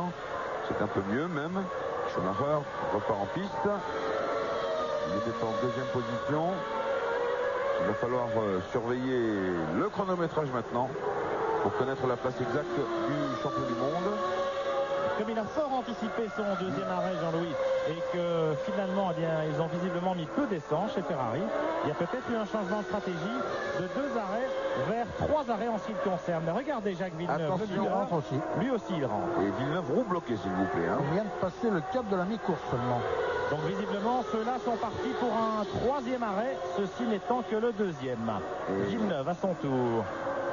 Il lève la visière de son casque au moment où il enclenche le réducteur de vitesse électronique. 6 secondes 9 pour Schumacher. Et à peu près pareil chez Williams. 7-0. Villeneuve, il ne mollit pas. Quand il faut repartir des stands, il n'a pas envie de caler son moteur. Alors on va voir combien de temps il aura perdu dans la voie des stands. Schumacher avait battu le record. Il était resté 25 secondes dans la voie des stands et Villeneuve 29. Donc théoriquement, Villeneuve a perdu 4 secondes sur Schumacher. Et oui, et théoriquement, et ça va peut-être se voir sur la piste. Schumacher, c'est sa tactique depuis de longues années. Depuis qu'il conduit, entrer au stand à fond de train. Et comme l'a dit Pierre, monter sur les freins au moment où il passe le radar, qui chronomètre la vitesse dans les stands. Villeneuve était donc en tête et nous allons donc avoir peut-être Damon Hill qui va se rapprocher de son équipier et néanmoins rival. Et apparemment on l'attend au stand de Damon Hill. Je vois que les mécaniciens de Williams se tiennent prêts. Ça veut dire que la stratégie, elle aussi, aurait changé en cours de route. Comme nous l'avions dit tout à l'heure, eh bien, Villeneuve et Schumacher, c'était sans doute 3 arrêts, et Hill 2, mais peut-être comme la piste s'éclaircit, peut-être que Hill va en tenter 3 lui aussi, de façon à pouvoir courir plus vite vers le haut du classement. Très bosselé ici, ce tourniquet de Budapest. Et c'est un peu fatigant pour les suspensions et pour les colonnes vertébrales surtout. On attend. Et voilà, il entre au stand de Jean-Louis. Plutôt que prévu par conséquent. Et les mécaniciens de Williams n'ont pas chômé pour aller chercher les pneus de Damon Hill, les sortir de la couverture chauffante, repréparer la machine à ravitaillement. Attention, top pour Damon Hill qui s'immobilise devant son garage. Et effectivement, lui aussi va devoir faire 3 arrêts, car vous le constatez, il s'arrête pas très longtemps, ce qui signifie qu'on n'a pas mis beaucoup d'essence à bord. Et oui, 6 secondes 7, tout à l'heure c'était 6 secondes 8, mais vous vous en souvenez, il avait été le dernier ravitaillé. Et là, cette fois, il repart devant Jean. Il repart juste devant Jean Alesi. Allez, ravitaillement, mettre un certain piment dans les stands, à défaut de nous valoir des dépassements sur la piste, mais ici c'est tellement difficile, donc ça laisse toujours planer une petite incertitude, comme Bernie Ecclestone le disait ce matin dans Automoto. Oui. Ça ne rend pas une bonne course mauvaise, disait Ecclestone, mais ça peut rendre une mauvaise course bonne. Plutôt, oui, plutôt un peu plus animé. Qu'est-ce que vous dites, Johnny? Eh bien, je disais qu'au moment où Damon Hill s'est engagé dans la voie des stands, au moment où il arrivait, il avait son stand en vue, eh bien, Villeneuve, à sa hauteur, était sur la piste de vitesse, lui, et il franchissait la ligne de chronométrage. C'est-à-dire que si Damon Hill ne s'était pas arrêté à ce tour-là, je crois que Villeneuve, malgré un arrêt supplémentaire, serait quand même passé en tête au tour où Damon Hill s'est finalement arrêté. Alors Villeneuve devant Hill, Schumacher, Alesi, Berger et Hakkinen. Le 7e est Barrichello. Le 8e est Olivier Panis. 9 Hansen, 10 Katayama, 11 Rosset, 12 Lavaggi. Panis, on le sait, lui, il l'a dit tout à l'heure, ce sera 2 ravitaillements, donc il est un peu plus lesté. Et c'est à l'arrivée, naturellement, qu'on fera les comptes pour la seule Légion d'A rescapée, puisque tout à l'heure, Diniz est sorti de la piste et a dû abandonner. Hakkinen aussi ne s'arrêtera que 2 fois, c'est David Coulthard qui nous l'a glissé tout à l'heure à propos des stratégies des McLaren imaginées par Alain Prost. Et oui, c'était bien vu, c'était bien vu. On revient ici sur Schumacher en 2e position à 14 secondes et 3 dixièmes de Villeneuve. Schumacher, dont la cadence se situe en 1 minute 21 secondes et 4 dixièmes au tour. Johnny, c'est ce qu'il maintient à peu près depuis le départ. Tandis que les Williams sont capables de tourner en 1,20, 1,20 et demi. Oui, le meilleur tour en course de Demoni, il est là pour le prouver. 1,20, 263.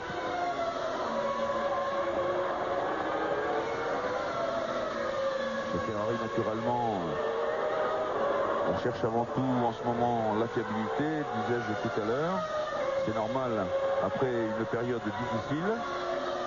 Schumacher, il a quand même passé le cap du Grand Prix d'Allemagne, même s'il est en 4e position. Hockenheim, c'est un circuit qui demande énormément, 65 à 68% du tour à pleine charge, alors qu'ici à Budapest, eh bien, le moteur est à fond au régime maximal pendant 41% du tour, c'est-à-dire que c'est moins de la moitié. C'est Jean Alesi, dont Berger se rapproche. Il n'y a plus que 5 secondes d'écart entre les deux Benetton. Jean Alesi 4e et Berger 5e. Alesi qui a l'air d'avoir des problèmes d'instabilité de sa machine. On vient de la voir encore faire un léger écart à la sortie de ses virages rapides que Berger n'a peut-être. Oui, Berger, il a résolu ce problème différemment. Jean Alesi, il nous l'a confié. Bien sûr, il souhaiterait avoir des freins particulièrement adaptés à son pilotage, mais ça, c'est plus difficile. Les freins, ils ne sont pas faits pour Alesi, pour Berger ou pour Schumacher. Ils sont calculés d'une façon un petit peu plus générale. Alors, en tête du Grand Prix de Hongrie, dans le 44e tour, 1 Villeneuve, 2 Schumacher, 3 Hill, 4 Alesi, 5 Berger, 6 Hakkinen. On marque une petite pause et on se retrouve dans quelques instants à Budapest. Entre les deux Benetton, Jean Alesi 4e et Berger 5e. Alesi qui a l'air d'avoir des problèmes d'instabilité de sa machine. On vient de la voir encore faire un léger écart à la sortie de ses virages rapides que Berger n'a peut-être. Oui, Berger, il a résolu ce problème différemment. Jean Alesi, il nous l'a confié. Bien sûr, il souhaiterait avoir des freins particulièrement adaptés à son pilotage, mais ça, c'est plus difficile. Les freins, ils ne sont pas faits pour Alesi, pour Berger ou pour Schumacher. Ils sont calculés d'une façon un petit peu plus générale. Alors, en tête du Grand Prix de Hongrie, dans le 44e tour, 1 Villeneuve, 2 Schumacher, 3 Hill, 4 Alesi, 5 Berger, 6 Hakkinen. On marque une petite pause et on se retrouve dans quelques instants à Budapest pour la suite du Grand Prix de Hongrie. Retour à Budapest alors que Panis vient de sortir des stands après un deuxième et dernier arrêt ravitaillement qui lui coûte 8 secondes 6 d'immobilisation devant son stand. Alors Villeneuve en tête devant Schumacher, Hill 3e. Johnny Reeves, si les choses restent en l'état, eh bien tout à l'heure, Williams-Renault aura conquis son 8e titre mondial des constructeurs de Formule 1 à égalité avec Ferrari et devant McLaren et Lotus, n'oublions pas Lotus, qui ont conquis 7 titres chacun pour l'instant. Et cela haut la main, Jean-Louis, puisqu'il suffirait aujourd'hui à Williams de marquer 2 points pour être hors de portée de Benetton, actuellement 2e du championnat des constructeurs. Et là, Williams est en mesure, est en passe de marquer au minimum 14 points, c'est-à-dire les 10 points de la première place occupée actuellement par Villeneuve ici à l'écran, et les 4 points de la 3e place de Demoni qui pourchasse Schumacher et qui n'est plus qu'à 7 secondes 7 de Schumacher, donc il va convoiter la 2e place tout à l'heure, Demoni. Je vous interromps une minute, Johnny, car il y a Pierre Van Vliet avec l'ingénieur de Sauber, Gilles Allesgouet, qui est un Niçois d'ailleurs. Voilà, Gilles Allesgouet, l'ingénieur de Johnny Herbert chez Sauber. Un problème de moteur sur la voiture de Johnny, Gilles? Non, on ne sait pas encore. Il faut voir la voiture quand elle va revenir. Pour l'instant, la voiture s'est arrêtée, mais c'est tout ce qu'on peut dire. Un bon début de course et des progrès spectaculaires des Sauber ici. Oui, un bon début de course. Et puis, bon, mais on verra pour l'avenir. Mais c'est encourageant, c'est vrai. Alors, les stratégies ici dans ce Grand Prix de Hongrie, Gilles, elles variaient d'une voiture à l'autre. C'était pas évident. Oui, bon, il faudra voir à la fin de la course. Pour l'instant, c'est difficile à dire puisque la course n'est pas finie. Mais on avait fait un choix. On verra si c'était le bon. Merci. Et pendant que vous parliez, Pierre Van Vliet, eh bien, Alesi a effectué un 2e ravitaillement, 8 secondes et 7 dixièmes. Allez-y donc à stopper. Voilà qui le fait reculer maintenant derrière Gerhard Berger. Allez-y, maintenant il est plongé dans l'endurance. Il faut qu'il tienne jusqu'au bout pour marquer quelques points. Allez-y, lui, il joue pour l'instant la troisième place, oui, du championnat du monde avec Schumacher. Et pour l'instant, le classement au championnat du monde, c'est allez-y 31 points et Schumacher 29 points. Alors il va se battre, Jean, pour rester devant le champion du monde en titre. Champion du monde qui est maintenant dans la ligne de mire de Damon Hill. Damon Hill est séparé de la Ferrari de Schumacher par 3 secondes 8 seulement. Et entre la Ferrari de Schumacher, voici, et la Williams Damon Hill, eh bien, roule la Sauberford de Heinz-Harald Frentzen, actuellement 8e derrière Barrichello. Eh bien, s'il rattrape Schumacher et tente de le dépasser, ce sera l'image symbole du titre de champion du monde des constructeurs de Formule 1, conquis par Williams Renault, qui est en très bonne position pour l'instant pour acquérir ce 8e titre mondial. Ce qui est beau quand même, parce que Williams remonte au niveau de Ferrari. On sait bien que Franck aime bien ce titre mondial des constructeurs. Il l'a dit, les pilotes, ils vont et ils viennent. Nous, on reste là. Et c'est un peu notre panache à nous de conquérir le titre mondial des constructeurs. C'est ce qui prouve qu'on a la meilleure voiture, bien sûr. Attention, c'était chaud dans la poussière, voilà, vous avez vu. Frentzen a fait une fleur à Damon Hill, mais ça a un petit peu surpris Damon Hill. Il a fait une fleur en le laissant passer, en s'écartant légèrement, en freinant plus tôt que d'habitude. Damon Hill a donné un brutal coup de volant, ce qu'il a amené dans la partie fouillée de la piste. Bon, il a maîtrisé ça, mais il y a eu un petit instant d'émotion pour l'anglais. Et oui, bien sûr, vous avez vu aussitôt le nuage de poussière se soulever. Alors, je disais les châssis Williams, bien entendu, et il convient d'y associer nos amis de Renault Sport, bien sûr, puisqu'ils sont partie prenante dans cette équipe depuis maintenant 1989, année où Renault est revenu à la Formule 1 avec le V10 atmosphérique qui remplaçait le V6 turbo-compressé. Donc, et qui va nous régaler encore pendant une année l'année prochaine, oui. Une dernière année, ce moteur Renault magnifique. Ce magnifique moteur Renault, oui, vous l'avez dit, Johnny, en particulier extrêmement performant dans le domaine de la fiabilité et surtout de la souplesse, et bien entendu de la puissance dans tous les domaines, dans tous les domaines du jeu, ce qui est quand même quelque chose d'assez fantastique. Et ça, on le doit à l'équipe de Bernard Didot, de Jean-François Robin. Tout à l'heure, au moment du champagne, si les choses restent en l'état bien entendu, eh bien ils auront droit eux aussi à leur coupe, parce qu'ils l'ont vraiment bien mérité.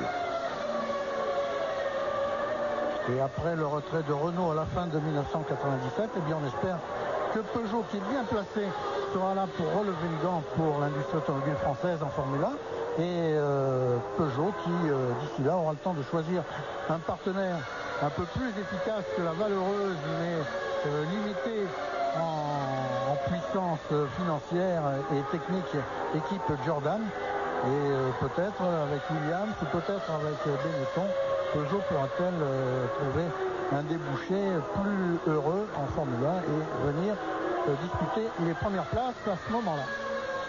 Et c'est Berger qui s'arrête au stand. Berger, la deuxième Benetton Renault. Voilà, vous avez vu Allez-y tout à l'heure. Voilà Berger maintenant chez Benetton. Une stratégie commune pour les deux pilotes. Berger repart après 8 secondes d'arrêt. Alors devant ou derrière Allez-y. Exactement, en tout cas comme Allez-y, Pierre. 8 secondes et 7 dixièmes pour l'un. Ils vont arriver en même temps. C'est Jean qui est devant. C'est Jean qui est devant, puisque Berger n'a pas pu accélérer comme il le souhaitait. Il fallait respecter la limitation de vitesse imposée dans les stands. Et donc parmi les 6 premiers, les 6 pilotes actuellement installés dans les points du championnat du monde, il n'y a que Häkkinen qui ne s'est arrêté qu'une seule fois. Et Häkkinen qui occupe la 5e place, qui occupait la 5e place avant l'arrêt de Berger, qui est peut-être 4e depuis l'arrêt de Berger, mais qui doit s'arrêter encore une fois. Et voilà nos vieux amis au coude à coude, Schumacher et Hill. Schumacher en 2e position, Hill en 3e position. Inéluctablement, la Williams Renault est revenue sur la Ferrari. 1 seconde et 9 dixièmes maintenant sur la ligne de chronométrage. Alors là, qu'est-ce qui va se passer? Eh bien, Sans doute que Demonil va tenter de se débarrasser de Schumacher, mais Schumacher, lui, il sait ce que c'est que gérer les points. Il a été 2 fois champion du monde et il sait aussi que Demonil ne tentera pas l'impossible. 3e arrêt de Frentzen, il ouvre le balai comme tout à l'heure, comme pour le premier ravitaillement, comme pour le deuxième. Eh bien, c'est le pilote allemand qui est le premier à s'arrêter une 3e fois, mais il ouvre donc cette valse des 3e ravitaillements qui va également concerner les leaders. L'équipe Sauber, c'est une équipe suisse, donc elle sait ce que c'est au niveau de l'horlogerie. Attention, là, il y a du monde. Petit embouteillage, oui, avec Katayama, Barrichello et que talonne Schumacher et Demonil pour leur prendre un tour d'avance. Barrichello un tour, Katayama un tour également. Schumacher et Hill en 2e et 3e position. C'est-à-dire que Barrichello prend un tour à Katayama qui va en concéder un second à Schumacher et à Demonil. Alors là, ça va bientôt klaxonner parce que le rythme n'est pas le même entre Barrichello et Katayama. Katayama et Barrichello plutôt dans cet ordre, Schumacher et Hill également. Schumacher qui pervers a freiné un petit peu plus tôt oui, j'ai vu. Pour ennuyer un peu Demonil, tu vois. Je fais ce que je te veux, je te maîtrise. Je fais ce que je veux, je te maîtrise. C'est une intimidation à distance et elle vient de la voiture qui s'arrête au stand, donc il n'y a plus que Katayama pour à dépasser. Barrichello dans les stands. Alors tout de suite, un petit point top tour. Ça va être plus difficile cette fois.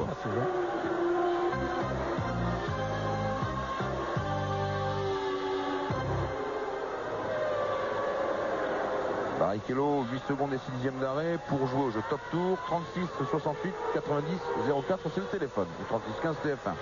Il y a des stages de monoplace à gagner. Schumacher et Hill qui presse Katayama, voilà, c'est fait pour Katayama. Hakkinen, 2e arrêt. Alors la stratégie du professeur, c'était un seul arrêt pour Coulthard, 2 pour Hakkinen. Hakkinen, 2e arrêt, il va repartir à peu près en même temps que les 3e ravitaillements pour pas mal d'équipes. Frentzen a des problèmes. Hakkinen repart avec un peu plus d'essence, un arrêt un peu plus long, mais j'ai l'impression que Frentzen s'est à nouveau arrêté. Oui, exactement. C'est une Sauber Ford qui est rentré dans les stands, quelque chose qui n'a pas fonctionné ou que le ravitaillement, l'arrêt a endommagé. Surchauffe peut-être, il a relevé sa visière. Frentzen, il explique à ses ingénieurs. Schumacher rentre, donc Demonil passe et va pouvoir augmenter sa cadence sans être gêné par la Ferrari. Schumacher avait quelque peu anticipé tout à l'heure également son ravitaillement par rapport au Williams. Chez Ferrari, on est prêt à l'accueillir. On a eu des petits blocages de roues au freinage de Schumacher à la hauteur de la ligne d'entrée des stands. C'est vraiment aller chercher la dernière limite, le dernier centième de seconde dans les stands. Et c'est peut-être là, voilà, c'est peut-être là que ça va se jouer, parce qu'effectivement, entre Hill et Schumacher sur la piste, il y a peu de choses, mais les dépassements étant difficiles sur le Hungaroring, eh bien c'est dans les stands qu'on va savoir si Schumacher va préserver sa 2e place par rapport à son rival britannique. Il a mis beaucoup d'essence, il s'est arrêté 9 secondes et 7 dixièmes. C'est beaucoup par rapport au standard moyen des ravitaillements sur ce Grand Prix de Hongrie. Jacques Villeneuve en tête maintenant avec 27 secondes et 9 dixièmes d'avance, alors que bien Frentzen a quitté le cockpit de ce Sauber. En voyant les mécaniciens fouiller dans les entraîneurs des pontons, je me demande si ce n'est pas une surchauffe. Voilà le leader du Grand Prix d'Hongrie, Jacques Villeneuve, 27 secondes 9 sur Hill. Ça nous donne les 2 Williams-Renault pour l'instant en tête du Grand Prix de Hongrie. Alors qu'il reste 24 tours à parcourir. Alors on va voir maintenant si Hill tente un 3e ravitaillement. Je ne le crois pas pour ma part, mais enfin, sait-on jamais. Williams, qui pêchait beaucoup par la stratégie dans les années passées, eh bien, s'est refait une santé dans ce domaine au cours de la saison 96 en tentant des paris risqués. On leur reprochait de ne pas prendre de risques. Frank Williams et Patrick Hell, eh bien maintenant, ils le font et c'est payant. L'écart entre Villeneuve et Hill se réduit. Moi, je vous parie que Hill, il va faire le tout pour le tout pour réduire cet écart. Denis, vous allez voir. J'ouvre une petite parenthèse, Jean-Louis, pour vous signaler que au bénéfice des ravitaillements, Olivier Panis a dépassé Barrichello. Donc Olivier et Salisieux se trouvent maintenant aux portes des points. Ils sont 7e à un tour et à 40 secondes de Hakkinen qui est 6e sur la McLaren Mercedes. Il reste maintenant 24 tours dans ce Grand Prix d'Hongrie, 23, puisque Le leader vient de franchir la ligne de chronométrage. Le leader, c'est Jacques Villeneuve, qui roule son bonhomme de chemin, 1:21.3 en cadence. Johnny. Alors, un petit détail, les mécaniciens de Williams étaient groupés devant leur stand en formation d'arrêt d'une Formule 1. Je me demandais si Villeneuve ou Damonil allaient s'arrêter. Et voilà qu'ils viennent de recevoir l'ordre de pénétrer dans le stand. Pas de Williams à l'arrêt dans les minutes qui viennent pour l'instant. Donc il s'agit peut-être d'un changement de stratégie à la volée, à l'estime. On s'interpelle là-bas dans le stand de Williams Renault. Nous voyons cela depuis notre cabine de commentaires ici sur le Hungaroring. Villeneuve en tout cas toujours en tête. La cadence de Villeneuve 1:21.3 et Damonil lui c'est 1:21.0. Les deux Benetton qui en plein duel pour la 4e place qu'occupent Jean Lézy et que talonne Gerhard Berger. Et oui, en course, Gerhard Berger est souvent revenu comme ça au cours des derniers Grands Prix dans le sillage de Jean Lézy. C'est notamment le cas au Grand Prix d'Angleterre à Silverstone, souvenez-vous, juste avant que Jean Lézy soit inquiété par ses problèmes de frein. Alors, ces onomatopées, j'avance vite parce que Lavaggi est sorti des stands sous le nez de Berger. C'est toujours un petit peu chaud ici comme sortie parce que c'est pratiquement dans la trajectoire et c'est un petit peu délicat. Les deux Benetton sont à des années-lumière des leaders puisqu'elles comptent 1 minute 10 et 1 minute 11 de retard sur Villeneuve. En moteur égal, c'est dire la différence, l'écart entre la qualité des châssis Williams et des châssis Benetton, en tout cas sur un circuit sinueux, parce que Jean Lézy et Gerhard Berger conservent l'espoir de briller à Francorchamps dans 2 semaines, comme ils l'ont fait il y a 2 semaines à Hockenheim. Francorchamps, un circuit très rapide comme Hockenheim, mais qui, en plus de la vitesse, propose aussi de nombreux passages de pilotage à haute vitesse, et où le talent de Lézy et Berger pourra certainement jouer. Il n'y a jamais eu de vainqueur de pacotille à Francorchamps. C'est l'un des juges de paix, voire le juge de paix de la saison. Et j'en profite pour rappeler que après cette petite halte pittoresque en Hongrie, eh bien nous aurons Francorchamps, nous aurons Monza, nous aurons Estoril, nous aurons Suzuka, des circuits à haute vitesse moyenne horaire. Et peut-être que là, les Benetton Renault remonteront le bout du nez comme elles l'ont fait largement à Hockenheim, vous l'avez souligné Johnny, il y a 15 jours. Il y a précisément une ligne droite d'écart entre les Benetton que l'on voit ici à l'œuvre et la Williams Renault de Villeneuve. Une ligne droite d'écart entre les deux, mais à l'avantage de Villeneuve qui a donc, disons, 9 dixièmes d'un tour d'avance sur les Benetton, qui maintenant va les avoir en ligne de mire, se rapprocher d'elle pour leur prendre un tour. La liste des abandons, Frenzen, Herbert, Irvine, Lamy, Coulthard, Verstappen. Il manque d'ailleurs Brundle et Diniz. Et Mika Salo, naturellement. Ce qui fait que pour l'instant, il reste 11 voitures en course. Alors 1 Villeneuve, 2 Hill, 3 Schumacher, 4 Alesi, 5 Berger, 6 Hakkinen. Pour ceux qui marquent des points. Le 7e est Olivier Panis, le 8e Barrichello, le 9e Katayama, le 10e Rosset et le 11e Lavaggi. Les écarts, eh bien, Hakkinen, Panis et Barrichello sont à 1 tour, Katayama et Rosset sont à 2 tours, Lavaggi est à 3 tours. Ici Ricardo Rosset avec la modeste Arrose à moteur Art, cette équipe qui bien entendu voudrait se refaire une santé sous la houlette de Tom Walkinshaw, mais pour cela il faut trouver un bon moteur ou il faut tout au moins qu'un grand constructeur vienne aider le courageux Brian Hart, mais dont les moyens sont très modestes. En ce qui concerne le rythme des hommes de tête, avec toujours Villeneuve à la première place, au tour précédent, Villeneuve a tourné en 1:21.2, tandis que Damonil tournait en 1:25. Il lui reprenait 7 dixièmes, mais 7 dixièmes c'est beaucoup sur un tour de circuit, mais c'est peu eu égard au retard de l'Anglais sur le Québécois. Il y a 23 secondes d'écart entre les deux Williams. Attention Pierre, attention Johnny. Et on est près chez Williams. Oui, les mécaniciens de Williams sont au garde à vous. Pour le 3e arrêt. Alors est-ce qu'il concerne Jacques Villeneuve ou Damonil? Tout ce que je peux vous dire, c'est qu'il y a eu des dialogues assez assez orageux dans la radio Williams depuis quelques minutes. Surtout entre Damon Hill et son équipe et Patrick Head. Alors lesquels dialoguent bien? Alors, je sais pas, moi j'ai l'oreille fine, mais pas à ce point-là, Jean-Louis. Tout ce que je peux vous dire, c'est que ça avait l'air de parler. Damon, semble-t-il, n'avait pas eu toutes les informations qu'il attendait. C'est Jacques qui rentre, je crois. C'est Jacques, oui. Allez. C'est Jacques qui rentre. Et c'est peut-être à propos de la stratégie qui rentre d'abord, etc. Enfin bon, Damon Hill, il a gros à jouer là-dessus. Au championnat, s'il règle le classement restant en l'état, eh bien Villeneuve va réduire l'écart évidemment au championnat pilote par rapport à Damon Hill. Bien sûr, Villeneuve, c'est son 3e ravitaillement. Top pour lui. Alors là, on va mettre un peu moins d'essence. On doit aller au bout. Il reste une vingtaine de tours à peine. Et 8 secondes d'arrêt quand même. 9. Oula. Un problème. La fameuse roue arrière droite. L'arrière droit, pas serré en effet. 14 secondes et 8 dixièmes. La célèbre roue arrière droite chez Williams Renault. C'est Nigel Mansell qui pourrait vous en parler. Oui, ça s'est passé souvent. Elle n'était pas serrée. Oh, je peux même vous parler d'Alan Jones, je crois, mon cher Pierre, au Grand Prix des États-Unis à Watkins en 1978, où lui, il avait carrément perdu la roue. Moi, je pensais à Estoril 92, évidemment, dans 91 pour Mansell, mais aussi à un Grand Prix de Hongrie où Mansell avait carrément perdu l'écrou de roue sur la piste. Et ça, au moins, c'est une mésaventure qui n'arrivera pas à Jacques Villeneuve.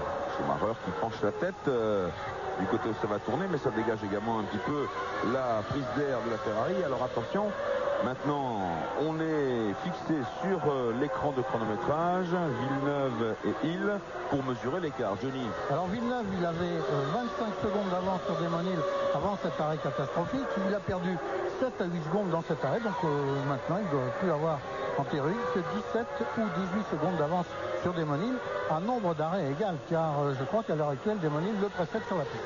Et Berger est passé devant Alési.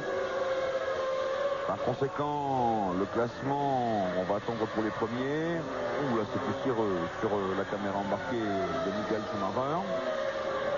Il y a des dégâts, il y a de la gomme, il y a un peu d'huile, il y a tout ça. Un petit coup de nettoyage serait le bienvenu. On l'a vu donner un coup de volant pour éviter une nappe de terre qui a été répandue sur la piste par quelqu'un qui a fait un écart sur un bas-côté. Il est sorti un petit peu trop large. Schumacher est 3e, Berger 4e, Alési 5e, Mäkinen 6e, Panis 7e. Donc il est en tête pour l'instant, mais il a un arrêt de moins que Villeneuve. Et c'est donc là que Villeneuve va devoir cravacher pour remonter ses 14 secondes d'handicap. Il est parti chausser de frais, Villeneuve. Et comme lui, il n'a rien à perdre, il a justement la victoire à viser. Il n'a pas, pour l'instant, le titre mondial à gérer de la même façon que Hill, dirais-je. Eh bien, Villeneuve va cravacher. Il reste 18 tours maintenant dans ce Grand Prix d'Hongrie. La piste l'état de la piste qui se dégrade de plus en plus, avec ses bosses ici au freinage, extrêmement délicate. Voilà le leader du Grand Prix d'Hongrie, Damon Hill, qui boucle son 60e tour de course maintenant. Damon Hill qui, malgré ses 21 points d'avance au championnat, a bien précisé qu'hier, son objectif ici en Hongrie, ce n'était pas d'assurer quelques points en terminant 2e ou 3e, mais c'est d'essayer de gagner. Il dit, j'ai la voiture pour gagner, moi je suis pilote de vitesse, je suis là pour gagner des courses et je ne vais pas assurer quelques points au championnat du monde. Soyez certains que je vais partir dans cette course pour tout faire pour la gagner. Alors peut-être qu'il va la gagner à la stratégie, Johnny, Jean-Louis, parce que vous le constatez, nous sommes maintenant à 16 tours de l'arrivée. Il a 15 secondes d'avance. Et chez Williams, eh bien, on n'a pas l'air pressé à l'idée de l'accueillir au stand pour un dernier ravitaillement. Alors peut-être précisément que ces dialogues radio tout à l'heure concernaient la stratégie. Est-ce qu'il parviendrait à boucler la distance en s'étant arrêté seulement 2 fois pour 3 fois à ses rivaux directs Villeneuve et Schumacher? Si c'était le cas, ce serait assez magistralement joué. Et oui, bien sûr, et c'est 2 arrêts contre 3. Ce que nous avions prévu rapidement depuis le début de course en voyant la cadence de Villeneuve et de Schumacher en tête. Eh bien, c'est peut-être bien joué pour lui. Attention là, il va falloir déborder le jeune Giovanni Lavaggi qui reprend le volant après une non-qualification au Grand Prix d'Espagne. Ça passe sans aucun problème.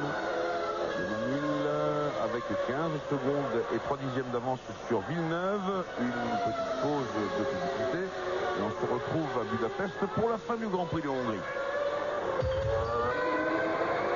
Retour à Budapest dans le 62e tour du Grand Prix d'Hongrie qui en comporte 77.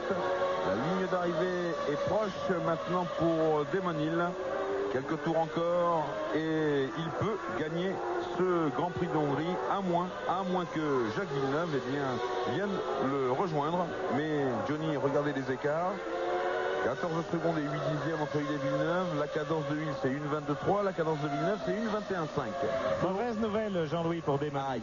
Mauvaise nouvelle. Écoutez, j'ai vu Patrick Head prendre quelques mètres de distance par rapport au petit muret de direction de course chez Williams avec son chrono en main. Ça rumine pas mal.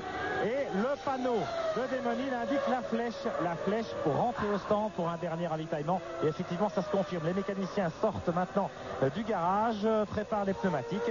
Damon Hill va devoir s'arrêter une troisième fois comme Schumacher et Villeneuve et il risque de perdre au moins la première place, peut-être même la deuxième dans cette manœuvre.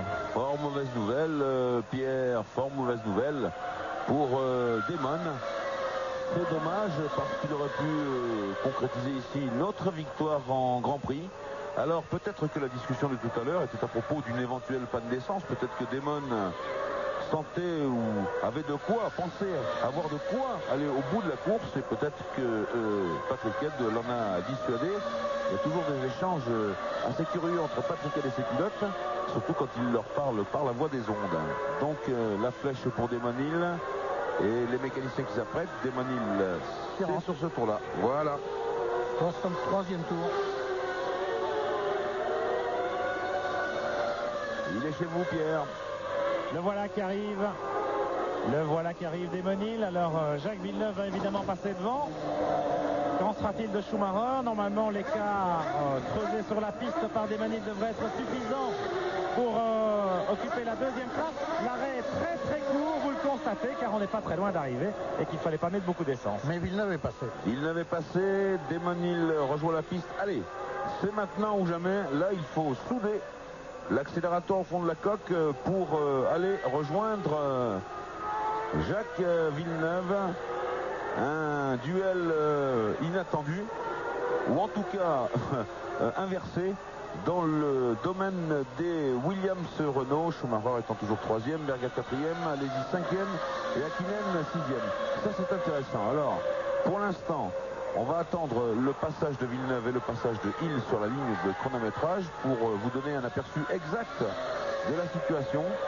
Mais cet arrêt de Hill va sans doute faire couler beaucoup d'encre alors qu'il reste maintenant 14 tours de course. Surtout que vous, Pierre, vous nous avez amené des informations en disant qu'il y avait un peu d'orage dans Williams-Renault. Disons qu'il y a eu en tout cas mésentente à propos de la stratégie, j'imagine, en ce qui concerne Damon Hill. Mais vous savez, Prost était avec nous en cabine commentateur, comme ce fut le cas. Eh bien, il leverait les yeux au ciel en se disant mais comment est-ce qu'on peut arriver à une stratégie de 3 arrêts en s'arrêtant si près du but pour Damon.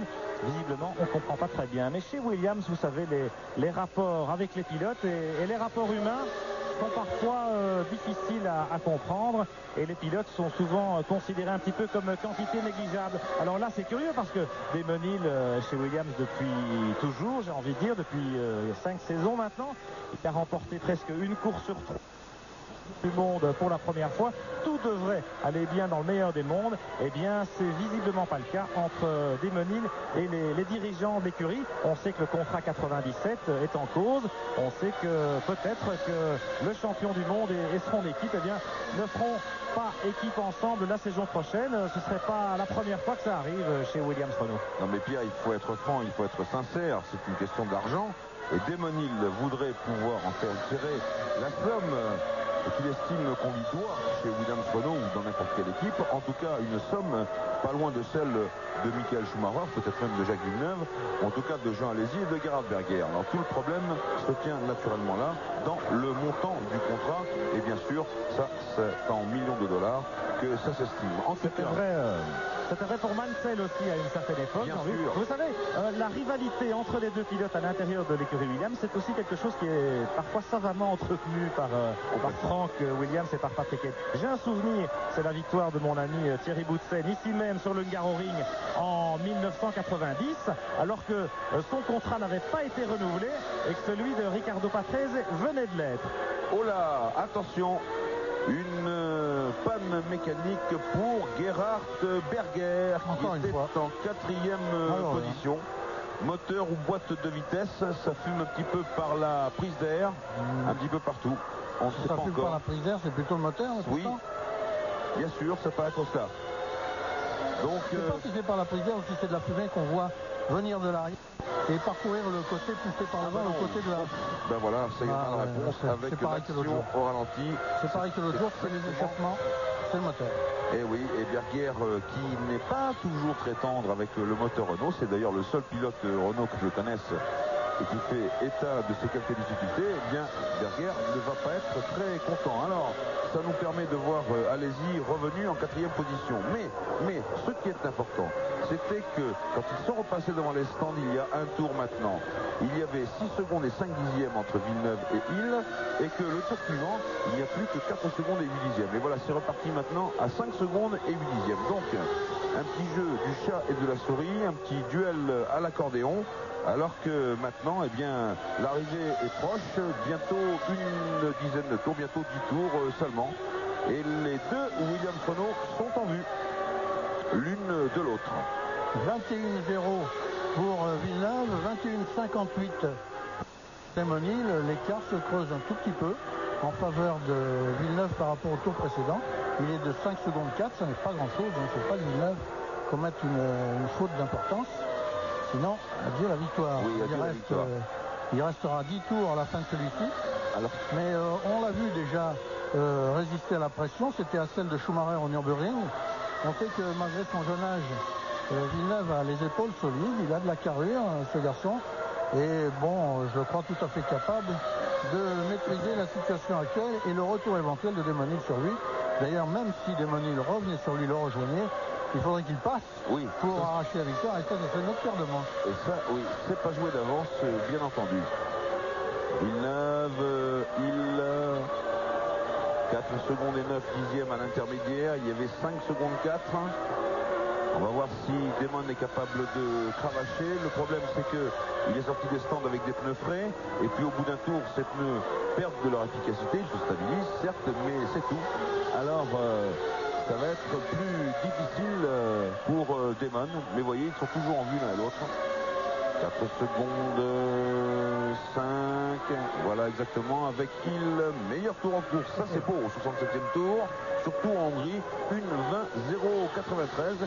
Eh bien, ça me fait plaisir parce que Damon Hill montre qu'il a l'étoffe d'un vrai champion. Souvent, on lui reproche cela à Damon, alors que c'est un homme surtout discret avant tout, qui ne fait pas beaucoup de bruit, qui aime sa vie privée. Ce n'est pas la star que le monde de la Formule 1 attend, et pourtant, c'est un très très grand pilote. Eu égard à ses résultats et surtout à son taux de réussite. Pour vous donner un exemple, Damon est livré ici son 63e Grand Prix et il a gagné 20 victoires. À égalité avec Schumacher, 20 victoires également, mais Schumacher, il livre son 80e Grand Prix ici. C'est-à-dire que Damon Hill a gagné à peu près un Grand Prix sur 3 auxquels il a participé. Il n'y a que Fangio qui a fait mieux dans l'histoire de la Formule 1. Quand même pas mal. Oui, bien sûr. Et pour poursuivre sur l'anecdote de l'image que les journalistes professionnels donnent de Damon Hill, un pilote un petit peu en retrait par rapport aux autres qui manque de panache, on lui a reproché d'avoir manqué de panache à Hockenheim où il a gagné avec la pole position, une pole position magnifique, la victoire et le meilleur tour en course, parce qu'il a gagné alors que Berger a cassé son moteur et qu'il n'a pas gagné après avoir passé Berger. Mais ça, c'est en France qu'on fait à Damon Hill, qu'on pourrait faire à d'autres de temps en temps. Et je ne sais pas pourquoi c'est Damon Hill qui subit tous ces avatars dans les estimations qu'on fait autour de ses compétences. Notamment hier, après les qualifications, un confrère britannique, je dis bien britannique, anglais même, nous disait aujourd'hui il y a 2 pilotes qui ont survolé tous les autres, c'est Schumacher et Villeneuve, alors que Damon Hill avait fait un temps légèrement meilleur que celui de Villeneuve. Il aurait pu dire 3 pilotes. Oui. Mais non, il en a dit que 2.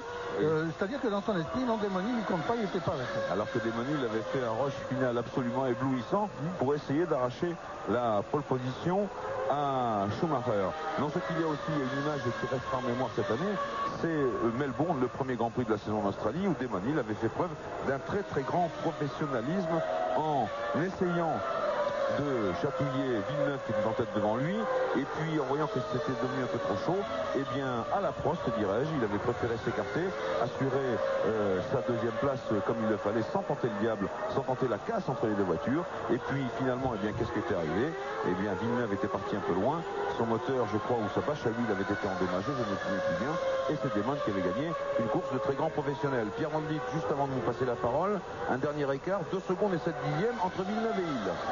Un petit tour chez Benetton, Jean-Louis, où Christian Blum, l'ingénieur motoriste de la voiture de Gerhard Berger, nous confirme qu'effectivement, il doit s'agir d'une défaillance du moteur, on l'a vu à l'image, comme à Hockenheim, mais aucun signe préventif sur la télémétrie de Renault Sport. Il faudra donc attendre que la voiture de Berger revienne et soit examinée pour reconnaître la raison exacte de la casse du moteur V10. Oui, Pierre, et rappelez-vous que nous n'avons pas toujours officiellement la raison de la casse du moteur de Berger à Hockenheim. Vous voyez que chez Renault Sport, on sait ménager les effets. En tout cas, Villeneuve et Hill sont maintenant dans un mouchoir, 1 seconde et 8 dixièmes, et il reste encore quand même 8 tours de course. C'est beaucoup. C'est beaucoup, il y a de quoi, même si le Hungaroring est un petit circuit, 3 km et 968 mètres, eh bien, c'est pas beaucoup comme distance, et ça fait quand même beaucoup de tours en même temps, et avec des fautes possibles dans tous ces enchaînements. Il se trouve qu'actuellement la piste est dégagée devant Villeneuve qui ne sera pas. Denis Patrick est en train de parler avec le team manager de Williams Renault. Il est en train de parler probablement avec Damon, mais ça a l'air de sourire maintenant. Ah oui, ils sont premier et deuxième chez Williams, ils ont de quoi être satisfaits. Donc je disais Villeneuve qui risque pas d'être gêné dans les 2 ou 3 tours qui viennent. Il n'y a qu'Hakkinen qui roule avec une 200 mètres d'avance sur lui. Villeneuve va certainement le rattraper, mais dans plusieurs tours. Il n'en restera alors plus que 2 ou 3 à couvrir pour la fin de ce Grand Prix. Est-ce que Damon Hill sautera sur cette occasion pour tenter d'arracher la victoire à Villeneuve? On verra ça. Jacques Villeneuve, lui, il est sur la route de sa 3e victoire en Grand Prix cette saison. Sa première saison de Formule 1, naturellement. Et c'est également remarquable, absolument remarquable, surtout sur un circuit qu'il apprécie lui aussi moyennement. Il le trouve amusant, mais amusant sans plus. Ces petits virages, c'est pas tout à fait son forme. Enfin bon, il s'en est acquitté vaillamment et brillamment. Il dit que c'est un beau circuit pour le pilotage, mais qu'il n'est pas adapté à la course. Il veut dire par là qu'il y a du pilotage quand un pilote est seul qui court contre la montre comme en qualification. Il y a du pilotage sélectif, mais qu'en course, les dépassements sont tellement difficiles, voire impossibles, que ce n'est pas un circuit propre à organiser des bonnes courses. Voilà ce qu'il dit. Damon Hill se rapproche, il reste 6 tours. Damon Hill bientôt dans l'aspiration directe de son équipier Jacques Villeneuve. Alors, consigne de course ou pas consigne de course. Vous voyez qu'ils ne sont plus loin l'un et l'autre. Top, et le chronomètre nous dit 1 seconde et 1 dixième, 1 seconde et 174 millième. Il se rapproche des Damon Hill. Il gagne 1 dixième à peu près par tour, même 2 quelquefois. Alors que bien sûr Schumacher lui est beaucoup plus loin. La 3e marche du podium est à 41 secondes. Ils vont arriver sur Mika Hakkinen qui va devoir concéder un tour. Schumacher qui s'arrête. J'ai parlé trop vite du podium pour la Ferrari du champion du monde. Abandon de Michael Schumacher et Jean Alesi monte sur le podium pour l'instant. 3e position. J'allais vous dire que Schumacher doit jouer avec l'avance qu'il a sur Alesi. Il avait 30 secondes tout à l'heure, il n'en avait plus que 20 au moment de son arrêt. Et puis ça n'est pas du tout qu'il jouait avec son avance sur Alesi pour garder la 3e place. C'est qu'il était en difficulté avec sa voiture. Et bien voilà, un autre rebondissement dans ce Grand Prix d'Hongrie qui n'en a pas manqué, avec maintenant à 6 tours de l'arrivée, 5 tours presque, le duel entre Villeneuve et Hill. Alors, que va-t-il se passer? Y a-t-il des consignes? Frank Williams doit surveiller cela de très près. Juste devant Villeneuve. Juste devant, oui. Et là, il peut peut-être passer Villeneuve. Non, c'est un peu trop loin. Et là, il a tout le tour à faire derrière, ce qui va permettre sans doute à Demonil de reculer. Il le fait. Il le passe. C'est bien joué. C'est bien joué. Très bien joué parce que là, Demonil risque d'être enfermé derrière Hakkinen, à moins que celui-ci s'écarte. Il s'écarte, je crois, Johnny. Il s'écarte, il le laisse passer. Bravo. Bon, eh bien, bravo, carton bleu pour Hakkinen. Il s'est écarté d'une façon extrêmement sportive. Il reste 5 tours maintenant. 5 tours dans ce Grand Prix d'Hongrie. Villeneuve et Hill pour le gain de la première place. Alors que la caméra de Jean-Luc Villemont pourrait nous montrer voilà, les ingénieurs de Renault Sport, Denis Chevrier, Jean-Marc Brisson. Denis Chevrier au premier plan, c'est l'ingénieur motoriste. Et pourquoi sourient-ils tous ces hommes-là? Parce qu'ils ont 3 moteurs Renault sur le podium. Jean-François Robin derrière et Éric Faron un peu plus loin. Éric Faron qui est le motoriste de Jacques Villeneuve. Là, assez près, attention la poussière, attention la poussière, Katayama. Et voilà, Demonil, oui, regardez encore la poussière, c'est l'aspirateur ici. Et là, Demonil a été un peu long au freinage. Il va perdre un petit peu de temps. Demonil qui revient sur Villeneuve. Pas de consigne chez Williams, c'est l'habitude. Donc les championnats ne sont pas joués tant qu'on n'a pas atteint les tout derniers Grands Prix. Il a repris un peu de l'Est alors que voilà notre ami Berger qui revient complètement démoli. Pauvre Gerhardt. Et pourtant il en a bavé. Il a des bandages sur les mains. Il a des ampoules. Villeneuve, allez-y, c'est pour l'instant le du Grand Prix d'Hongrie. Hakkinen 4e et Panis 5e et Barrichello. Et oui. Barrichello 6e, c'est ça. Panis est 5e du fait. C'est bien. Du fait de l'abandon. Oui. Ça aide de l'abandon presque simultané de Berger et de Schumacher. Voilà. Et puis grâce à sa stratégie aussi, à la Prost. Oui, bien sûr. Villeneuve et Hill, 1 seconde et 4 dixièmes. Est-ce que Demonil s'est... Il y a de fortes chances, on va revoir cela dans quelques instants. Ils sont dans le 74e tour, donc après le passage sur la ligne, il en restera 3. On ne sait jamais. On sait jamais. Enfin, ce qui est sûr, c'est que Villeneuve saura résister à la pression comme il sait le faire maintenant. Il l'a fait devant Schumacher, il l'a fait devant Hill au Grand Prix de Hongrie, au Grand Prix d'Australie à Melbourne. Attention. Ça veut dire quand même que c'est tendu, hein. Ah oui, c'est tendu. Ah, il ne peut pas laisser blocage de roue s'échapper comme ça. Il aurait tout de suite Demonil dans son sillage. Oui, blocage de roue dans le 74e tour de course. Et il y a encore un retardateur à dépasser. Il reste 3 tours. C'est du profiler une voiture. C'est celle de Rubens Barrichello. Barrichello qui est 6e. Il va devoir peut-être concéder un 2e tour, puisqu'il aura à cœur de ne pas se mêler à cette lutte en tête, ce duel magistral entre le maître et son élève, en quelque sorte, entre Demonil et Jacques Villeneuve. Il revient au freinage ici. C'est-à-dire que si Barrichello ne peut pas les laisser passer avant la fin de ce tour, eh bien, oui, comme ici à chicane, voilà, Demonil revient instantanément. Bon, il passe. Demonil également. Donc il n'a pas jeté le trouble du tout. Non, il a bien vu cette histoire-là. Barrichello dans ses rétroviseurs, bravo également. Villeneuve et Hill, 1 seconde, c'est un mouchoir, c'est rien. Ce n'est pas une parade, on a vu tout à l'heure que Villeneuve avait bloqué ses roues. Là, dans le même freinage, cette fois, il a assuré un freinage. Oui, une 21,5 sans bloquer. Une 21,5 en cadence, hein, c'est quand même pas mal. Allez, encore 2 tours. Roue dans roue. Encore 2 tours maintenant. Encore 2 tours pour Jacques Villeneuve, 2 tours pour Demonil, 2 tours pour Williams Renault. 77 centièmes d'écart, 778 millièmes, moins d'1 seconde. Quelle démonstration en tout cas pour marquer le 8e titre mondial des constructeurs de Williams Renault. Quelle démonstration absolument fabuleuse de voir ces 2 voitures, ces 2 Williams Renault, le petit devant l'aîné, Jacques Villeneuve devant Demonil. Ne pas tenter le diable, je crois que Demonil ne le fera pas, même s'il se rapproche au maximum. En empiétant d'ailleurs sur les bordures. Allègrement sur les bordures, parce qu'il donne tout pour essayer d'impressionner Villeneuve au moins. Peut-être pas de venir à sa hauteur, c'est pas possible, mais de l'impressionner, peut-être pour le désarçonner, que l'autre commette une petite erreur, et là, il sauterait sur l'occasion de Demoni. Mais il ne la commettra pas. Hein. Non, je ne crois pas. Non, Johnny, je ne crois pas. Tout est possible en course automobile. Pour arriver premier, il faut premièrement arriver, disait M. Ferrari. Mais enfin, là, ça serait trop. Attention. C'est le dernier tour. Qui n'aura pas concédé le tour que j'avais perdu de concède tout à l'heure. Il est à 1 seconde, 1 minute 15. À l'inverse de tous les autres, Johnny, puisque Hakkinen, Panis, Barrichello sont à Hakkinen et Panis à 1 tour, Barrichello à 2 tours, Katayama à 3 tours, comme Rosset, et puis Lavaggi est à 6 tours. Demonil dans le sillage.